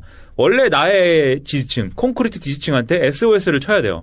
지금 트럼프의 콘크리트 지지층은 저소득 백인 노동자층이죠. 네. 그리고 이 사람들이 원하는 것은 어떤 제조업의 새로운 부흥과 새로운 일자리 창출 이런 것이고 그것을 위해서 뭐가 필요하다고 지금까지 트럼프 대통령이 주장해왔냐면 특히 동아시아에 있는 중국이나 한국 같은 나라들하고 무역 불균형을 시정해야 된다. 무역 네. 적자를 메꿔야 된다라고 주장해왔어요. 네, 네. 그럼 여기 이 동네 갖고 뭘 해야 되냐면은 무역 적자든지 뭐든지 간에 어쨌든 돈을 벌어가야 되는 겁니다. 그렇죠. 그러면 돈 버는 얘기를 하기 위해서 사실 온 거죠. 그리고 중국에다 대고 예를 들면 이렇게 얘기를 해야 돼요. 원래 같으면 중국에 대고 야 너네가 북핵 문제 이거 자꾸 북한 싸고 돌고 이러는데 우리가 너네 무역 불균형 문제를 지금 눈 감아주고 있어요. 그리고 이거 우리가 확 칼을 빼갖고 너네를 저 환율 조작국으로 만들어버릴 수도 있는데 아이고. 이게 싫으면은 북핵 문제를 성의를 좀 보여주세요. 이렇게 얘기를 해야 되는데 네. 지금은 북핵 문제가 핵심이 아니라 돈 문제가 핵심 아닙니까? 그렇죠. 그럼 갖고 뭐 앞에서는 뭐라고 얘기할지 모르지만 뒤에서는 이런 식으로 돼버릴 가능성이 있다는 거죠. 북한은 뭐 알아서 하시고 일단 무역 불균형을 뭐 좀 성의를 보여봐봐 일단 북한은 뭐 뭐를 모르겠으니까 네. 이렇게 될 가능성이 크다는 거죠. 네, 네. 그런 조건 하에서 이제 미국 트럼프는 왔습니다. 그럼 한미일이 있잖아요. 한미일인데 한중일이 있잖아요. 일본은 뭐가 중요하냐? 일본은 중국하고 어떻게 하느냐가 중요합니다. 네. 중국을 대중국 그 포위망을 좀 더 넓혀야 돼요. 왜냐하면 트럼프 대통령 고립주의 이런 거 하기 때문에 미국이 언제 이 동아시아에서 발을 뺄지 모르고 네, 네. 그리고 왜냐하면 중국하고 빅딜이라도 일어나면 중국 뭐 여기서 알아서 하세요 하고 가버릴 수 있어요 미국이. 그렇죠. 네. 늘 보수 세력이 오해불만 그것을 경계하고 있습니다. 그 경우에 그러면 일본은 그러면은 미국이 어느 정도 발을 빼면 일본 혼자서 이걸 중국을 어떻게 상대할 거냐. 네. 그 대안이 있어야 될 거 아닙니까? 그래서 아베는 그것을 아베 신조 내각은 그것을 좀 대안을 마련하고 싶었고 그다음에 트럼프가 관심 있는 무역 문제에 있어서는 최대한 방어한다 이것은. 네. 이건 뭐 일본도 뭐 아베노믹스 이런 것을 미국의 어떤 그 엔저에 대한 용인 이런 것이 없이는 할 수가 없으니 최대한 방어한다. 그리고 특히 트럼프가 하고 싶어하는 농축산물 시장 개방 압력 이런 거 방어한다. 네. 이런 목표를 가지고 있어요. 중국은 뭐 북핵 그런 거는 뭐 된 것 같고 무역 불균형, 하여튼 무역 문제 막는다. 무역에서 이제 손해 막는다. 그리고 중국이 관심 있어하는 것은 미중 관계의 재정립, G2 신형 대국 관계. 그래서 동아시아의 패권 국가로 우리를 인정해 달라. 이거를 좀 분명히 하고 싶다라는 게 중국의 요구예요. 네. 자, 얘들은 이런 요구를 갖고 있습니다. 한국은 뭐냐? 한국 코리아 패싱 하지 말아주세요. 코리아 패싱 하지 말아주시고 북한 문제는 어떻게 해결합시다. 뭐가 됐든 간에. 근데 지금처럼 하면 해결이 안 될 것 같으니까. 네, 네. 그리고 우리 빼고 해결하지 말고 그리고 이제 한미 FTA나 방위 분담금 같은 거 너무 세게 얘기하지 맙시다. 우리 정당히 네. 성의를 갖춰서 하고 뭐 이런 게 이제 우리 요구사항이죠. 네, 네, 네. 이런 판에 이제 이런 걸 올려놓고 이제 도박을 시작한 겁니다. 일본에 가갖고 트럼프가 어떻게 했느냐. 어쨌든 일본의 전략은 트럼프한테 엄청 잘해줘가지고 트럼프 정신을 쏙 빼놔가지고 아주 극진하게 대접했죠. 예, 여기서 뭐 딴소리 하지 못하게 하고 우리는 요걸 들이민다. 인도 태평양 전략을 들이민다. 인도 태평양 전략이라는 게 뭐냐면은 지금 이제 미일 요렇게 해가지고 미일 대 북중러의 구도를 이제 원래는 한미일 대 북중러가 돼야 되는데 한국은 요새 자꾸 친중 갖고 이러니까 그렇죠. 예. 예, 미일 대 북중러 구도를 인도 호주를 껴가지고 거대한 이런 포위망을 만들어보자. 그래서 그게 인도 태평양 전략이고 네. 트럼프가 이거는 조금 립싱크랜다. 립서비스를 해줬습니다. 그래서 인도 태평양 그거 좋지 이렇게 립서비스를 해줬는데 기대한 무역 문제에 있어서 아베 신조 뒤통수를 빵 쳐버렸죠. 네. TPP를 같이 합시다. 아베 신조가 그랬어요. 왜냐하면 TPP라는 것은 원래는 이제 원래는 미국 빼고 뭐 다른 쪼렙 국가들이 하던 거에 미국 오바마 정권 때 중국을 견제하기 위해서 TPP에 미국이 들어오면서 네, 네. 미국 중심의 그 무역 전략이 됐어요. TPP가. 네. 요 환태평양 경제 동반자 협정이라는 건데 요 환태평양 뭐 지진 많이 일어나는 동네에 있는 국가들끼리 모여갖고 무역 협정 하자는 거 아니에요? 네. 거기 이제 일본도 들어가고. 근데 일본이 여기서 미국이 들어오면서 뭐가 곤란해졌냐면 농축산물 시장을 방어하기가 곤란해졌어요. 그전까지 다른 쪼렙 국가들하고는 그런 문제가 없는데 미국이 오면서 그게 난감해져 갖고 네, 네. 이게 여러 국가가 하는 다자간 무역 협정이기 때문에 그걸 어떻게 조건을 맞춰 가지고 농축산물 시장을 방어할 수 있는 구조를 만들어 놨습니다. TPP에서. 네. 이게 왜 곤란하냐면은 농민들 있잖아요. 일본의 농민들 그리고 할아버지들 누굴 지지하면 다 자민당 지지예요. 그렇죠. 자기 지지표기 때문에 이거 이러면 굉장히 곤란해요. 그래서 TPP를 하자라고 일본이 TPP를 다시 하자라고 미국한테 얘기하는 건 뭐냐면 농축산물 시장을 개방하기 싫으니까는 우리랑 정 무역 문제 이런 거를 얘기하고 싶으면 TPP의 틀에서 얘기합시다. 우리가 그동안 얘기하던 거 있으니까 우리가 어느 정도 방어선 쳐놓은 게 있으니까 이 얘기란 말이에요. 네. 트럼프는 그건 싫고요. 왜냐하면 TPP는 트럼프가 분명히 얘기했어요. 그것은 우리한테 무역에 있어서 불리한 협정이기 때문에 우리는 네, 거부합니다라고 지금까지 주장해왔고 그렇게 탈퇴해버렸어요. 오바마 또 차별화도 하고. 네. 그래가지고 난 다시 안 합니다. 그거 말고 우리는 양자간 FTA 합시다. 그래 FTA 하면은 일본은 뭐가 문제냐. 처음부터 그 얘기를 다시 해야 돼요. 농축산물 시장을 개방해야 됩니까? 우리가 이걸 다시 해야 되기 때문에 아베 신조 죽어버리고 TPP를 싶다고요. 통해서 다 만들어 놓은 모든 방어막이 다 뚫리게 되는 거죠. 네. 그래서 그걸 싫었는데 트럼프가 양자간 무역 협정을 얘기해 버리잖아요. 네. 그리고 뭐 무기 사라고 그러고. 근데 뭐 일본은 원래 무기를 사고 싶었으니까 뭐 그건 상관없는데 아무튼 그래가지고 일본 사람들은 난리가 났죠. 야 아베 신조가 그렇게까지 해줬는데 뭐 그렇게 기구 모자에다가 모자 사인한 얘기 보셨어요? 네.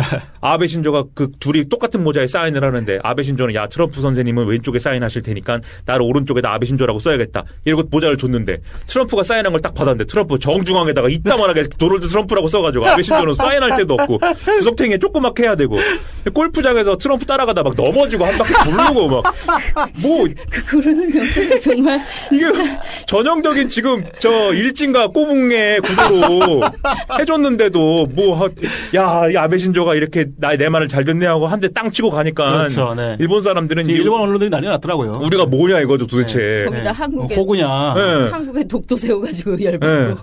네. 거기서 뺨 맞고 우리한테 뭐라고 하는 웃기는 일이 벌어지고 있는데 네. 그렇게 했다는 거죠. 우리나라 왔어요. 우리나라 와서는 뭘 했냐면은 우리나라에서는 그 전에 이미 사전에 좀 깔아놨습니다. 첫째, 자체적인 대북 제재를 한다고 그랬어요. 네. 그래서 트럼프가 와서 너네 왜 북한을 이렇게 제재도 안 하고 대화나 얘기하고 이러냐라고 할 여지를 없애버렸어요. 그렇지, 우리 제재합니다. 우리 제재 이렇게 합니다. 너무 잘한 거예요. 네, 그렇게 했고 두 번째 뭐냐면 삼불 약속이라는 거를 삼불 약속이라고 하면 안 되지. 삼불 뭐라고 해야 되지? 삼불 입장. 네, 예. 네, 네. 우리는 사드 추가 배치가 없고 그렇죠. 그다음에 강경화 장관이 밝혔던 한미일 군사 동맹을 하지 않고 그다음에 또 하나는 뭐죠? 뭐 잊어버렸다. 저도 잊어버렸네요. 사드 안 하고 한미일 군사 동맹을 하지 않고 저기서 뭐였지? 나 자유한국당에서 많이 들었는데 예, 하나를 잊어먹었는데 어쨌든 중국이 좋아할 만한 얘기를 해줬습니다. 네. 일종의 배수진을 해야 될까요? 뭐 그 정도 선에서 이제 사드에 대한 무역 보복 이런 걸 열고 뭐 하는 조치를 취했는데 어쨌든 이거를 해서 이 미국하고 붙어버렸을 경우에 중국의 반발 이런 거를 또 차단했어요. 네. 그런 상황에서 트럼프 왔습니다. 트럼프 와서 그러면은 일단 북한 얘기 뭐 이런 거는 사실 자기도 관심 없고 여기다가 협상 카드로 얘기하기도 뭐하고 왜냐면 대북 제재 한다고 그랬으니까.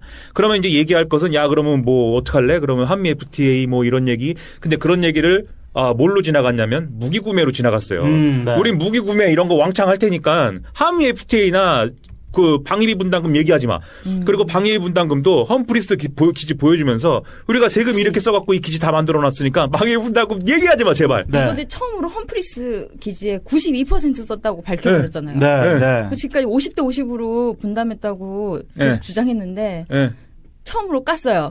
한국 돈 92% 들어갔다고. 그러니까 애초에 문재인 대통령이 이 트럼프를 맞이하러 평택까지 내려가서 같이 험프리스 기지를 가서 같이 시찰하고 같이 밥 먹고 했던 그런 이런 일련의 어떤 과정들이 다 정치적 의미가 있었던 거죠. 그렇죠. 네. 그래서 그걸 막 얘기하면서 우리 돈 92% 들어서 이렇게 세기지 만들어줬는데 돈까지 더 내야겠니 이러면서 이거 92%라고 그러면 트럼프도 가면서 봤지 반미시하는 거. 그 사람들이 난리쳐요. 이거 뭐 거의 우리가 너네 이렇게까지 해줬는데 지금 방위비 분담금. 그래서 트럼프가 잘 얘기를 못하는 상황을 다 만들어 버렸어요. 그래서 한미 FTA는 뭐 협상 중이고 김현종 아저씨랑 뭐 어디 그렇죠. 뭐 저기랑 협상 중이고 뭐 이상한 이름 라이 뭐 아무튼 거기랑 협상 중이고 그리고 방위비 분담금도 이 정도인데 그래서 합리적이라는 얘기가 들어갔잖아요. 합리적 방위 분담금 조정 뭐 이런 얘기 합리적 수준에서 한다.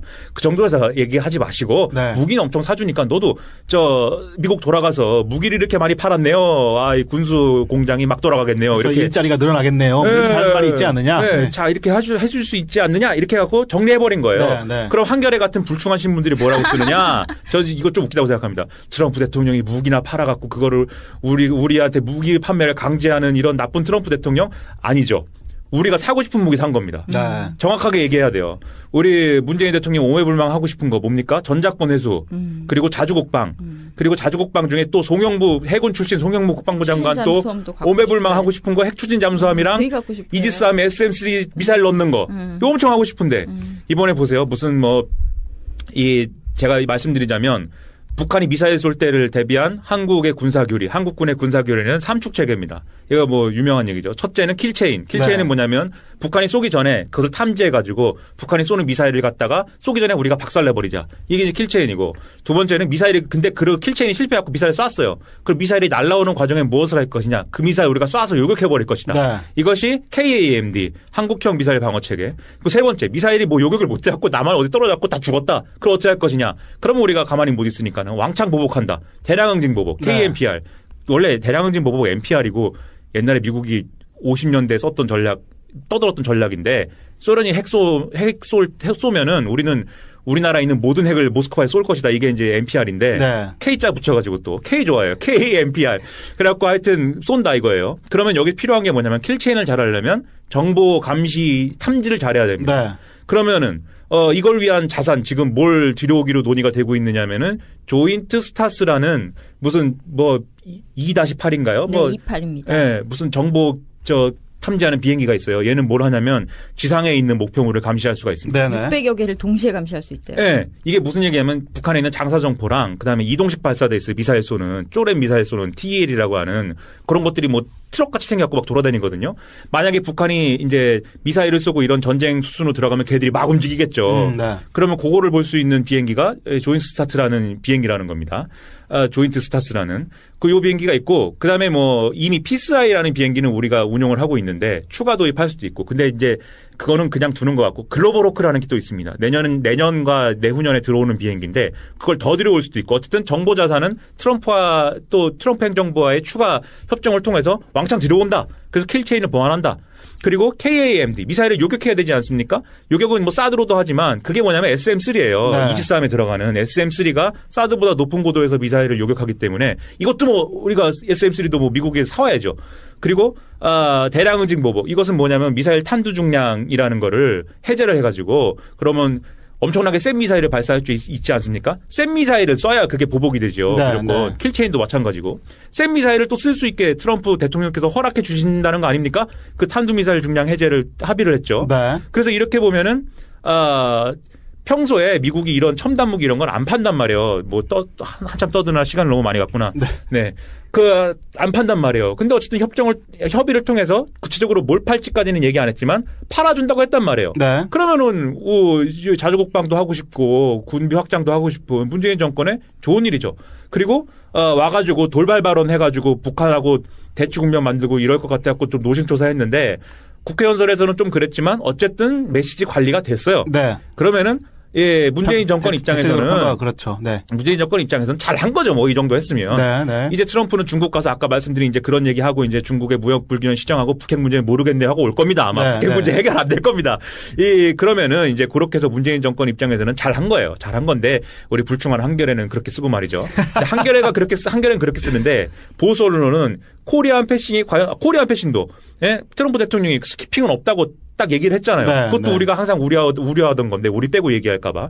물론 실제로 그럴지는 뭐 아직 모르지만 하여튼 그렇게 못 박아두고 약속하고 갔으니까 엄청 좋은 거죠. 뭐 좋은 것만 하고 갔는데 보수 언론은 그렇다고 코리아 패싱이 없을까요 과연 뭐 이러면서 또 불충하게 쓰고 있습니다. 네, 네. 뭐 그런 상황인데 근데 저 같은 사람들은 제가 또 이제 멋있는 좌파고 이상주의자 아닙니까?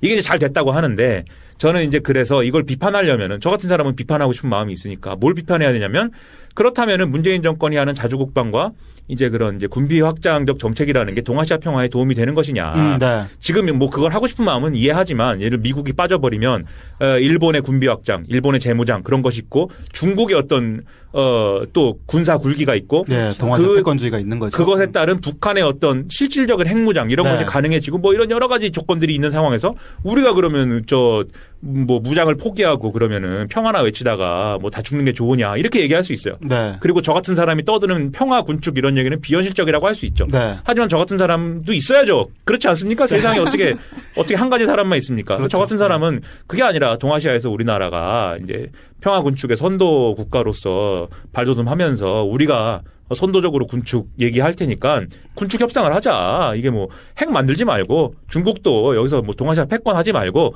일본도 재무장 하지 말고 우리 다 같이 이제 군비 축소를 하는 방향으로 뭔가 얘기를 해보자. 이런 것이 필요한데 어쨌든 뭐 저 같은 사람은 그런 방면에서 비판을 하고 싶지만 집에서 이제 놀고 있다 이거죠. 네. 중요한 것은 그런 부분들이 현실적으로 뭐 이렇게 중국 또 뭐 이런 얘기하면은 너 정의당 아니냐고 하는데 정의당도 이런 얘기 안 합니다. 가서 보세요. 정의당도 뭐 네. 김종대 의원 이런 사람들 얼마나 좋아합니까? 네. 자주국방 이런 거 얼마나 좋아합니까? 그렇죠. 중국이랑 일본이랑 북한이 다 스트롱맨들이 있는 그런 현실이기 때문에 아마 이제 그런 부분에 대한 의견들이 나오기가 또 쉽지 않은 상황이긴 한데 그래도 누군가는 또 그런 얘기를 해줘야죠. 얘기하는 사람도 있어야죠. 네, 네. 네. 그런 없지만 상황이니까. 아무도. 여하튼 그렇지만 대체적으로 봤을 때 문재인 정부의 이번 그러니까 문재인 정권의 원래 기조에서 보면 네. 매우 잘된 정상회담인 거죠. 회담이다. 일본하고 견주어서는 심지어 네. 더 잘 비교가 돼서 더 호평을 받을 수 있는 그리고 회담이었다. 결과적으로 이렇게. 트럼프가 DMZ 안 간 거는 제가 볼 때는 잘 됐다고 봅니다. 진짜 네, 잘 된 저도- 것 같아. 네. 이건 네. 진짜 잘 된 것 같아. 안개가 도왔어요. 네, 괜히 DMZ 가가지고 그러니까 이상한 도발이지, 소리를 도발. 했으면 저희 심지어- 국회에서 한 얘기를 보세요. 국회에서 북한에 대해서 그 저주를 퍼본 걸 아니 좋아 할 수 있어 할 수 있는데 만약에 그걸 DMZ에서 했어봐요. 북한이 또 다음날 어떤 논평을 내놨겠어요. 그랬다가 아휴 내가 그런데 생각해도 명분을 잘 갖춰서 문재인 대통령은 도착을 했는데 네. 이제 트럼프는 못 갔다 이렇게 되니까 상당히 좀 이렇게 뭐 의도하지 않은 것처럼 뭔가 이렇게 이 상황이 마무리돼서 그런 부분도 어떻게 보면은 좀 괜찮게 마무리된 것 같고. 저의 추측은 네. 백악관도 바라지 않았을 거예요. 그러니까 바라지 백악관 않았을 참모들이 것이고. 특히 네. 약간 걱정을 했을 것이고 네. 보니까 문재인 대통령이 제안을 했다면서요. 그러니까 제안을 했다기보다도 트럼프가 이런 얘기가 나오는데 우리 동네에서 어떻게 생각하냐라고 물어보니 문재인이 그럼 가지요. 문재인 아니, 또 대통령께서 주장이 또 그래요? 어떤 언론에서는 문재인 대통령이 먼저 가자고 가실래요? 그랬더니 트럼프가 안 그래도 뭐 그런 그렇구나. 일정 제한이 있었는데 뭐 문 대통령이 네. 가신다면 나도 가겠다 이랬다는 주장도 있어요. 네. 그러고 나서 그럼 문재인 대통령이 제갈량처럼 동남풍을 부르고 안개가 온 건가요? 뭐 그런 아니, 건가? 그리고 나서 트럼프 대통령이 어쨌든 못 갔잖아요. 그러고 네. 나서 돌아와가지고 국회 연설하기 전에 국회 연설을 고쳤다는 거 아니에요. 그렇죠. 그렇죠. 네. 그리고 분량이 늘어났다는 거 아니에요. 네, 네. 그리고 북한 비판 이만큼씩 들어간 거 아니에요. 원래 그렇죠. 예정이 한 22분 정도였는데 네. 35분 정도를 했고 응. 그런데 이제 그 외부로 이렇게 고친 거에 대한 내용을 얘기하기로는 뭐 따뜻한 내용이 좀 부족했기 뭐 때문에 고쳤다 그랬다고는 이렇게 얘기를 하지만. 하지만 뭐가 따뜻합니까? 반칙의 내용들은 이제 북한에 대한 내용이 좀 보충되지 않았을까 그리고 뭐 이런 내용들이 나오고 이 있는 자리에 거죠. 서서 뭐 북한에 대해서 뭐 막 이러면서 이런 얘기를 했잖아요. 뭐 할아버지들이 꿈꾸던 낙원이 아니고 막 이랬잖아요. 네. 그걸 아마 DMZ에 서서 하려고 한 게 아닐까? 그럴 수 있겠네. 네, 그럴 수 있겠네요. 그게 이제 그래가지고 DMZ를 그래서 이 트럼프 대통령이 가기 전에 원래도 DMZ는 뭐 미국 대통령 오면 간 사례가 많고 그리고 또 미국 언론도 DMZ를 깜짝 방문할 수도 있고 이랬지만 제임스 매티스 이런 사람들이 이미 왔다 갔거든요. 네. DMZ 앞에까지. 그렇기 때문에 안 갈 거라고 봤는데 어쨌든 깜짝 방문을 또 하려고 그랬는데 신이 도와서 안 했습니다. 네. 잘 됐다고 봅니다. 네. 여하튼 정상회담은 그런 관점에서 한번 쭉 살펴보시면 재미있는 포인트들을 다시 한번 짚어볼 수 있을 것 같습니다. 오늘 저희가 또 그래서 마지막으로 한 말씀 드리면 문재인 대통령 나갔어요 또. 네. 인도네시아 자카르타로 갔죠. 예, 에이펙 정상회의랑 뭐 가시죠. 기타 등등 네, 요 또 중국 시진핑이랑 정상회담을 곧 그렇죠. 앞두고 있죠. 그래서 트럼프 대통령이 시진핑이랑 북핵 문제에 대해서 성과 못 낼 것으로 저는 생각하기 때문에 네. 그래서 문재인 대통령과 시진핑 주석하고의 회담이 중요하다. 그렇죠. 네. 여기서 트럼프와 해결 못한 얘기, 빠진 얘기, 구멍을 문재인 대통령이 어디서 메워야 된다. 그래서 자연스럽게 한국이 이 북핵 문제의 주요 당사자로 다시 한반도 운전자로 다시 등장할 수 있는 계기를 마련하셔야 된다. 이런 얘기죠. 네, 그런 부분까지 연결해서 보시면 좋을 것 같습니다. 네, 저희는 오늘 좀 길게 길었나 네, 봐요. 국정원 적폐청산 얘기와 트럼프 얘기까지 정리를 해드렸습니다. 잘 들으셨지요? 저희 다음 주에 금요일에 다시 더 좋은 방송으로 찾아뵙도록 하겠습니다. 네, 끝까지 들어주셔서 고맙습니다. 안녕히 계십시오.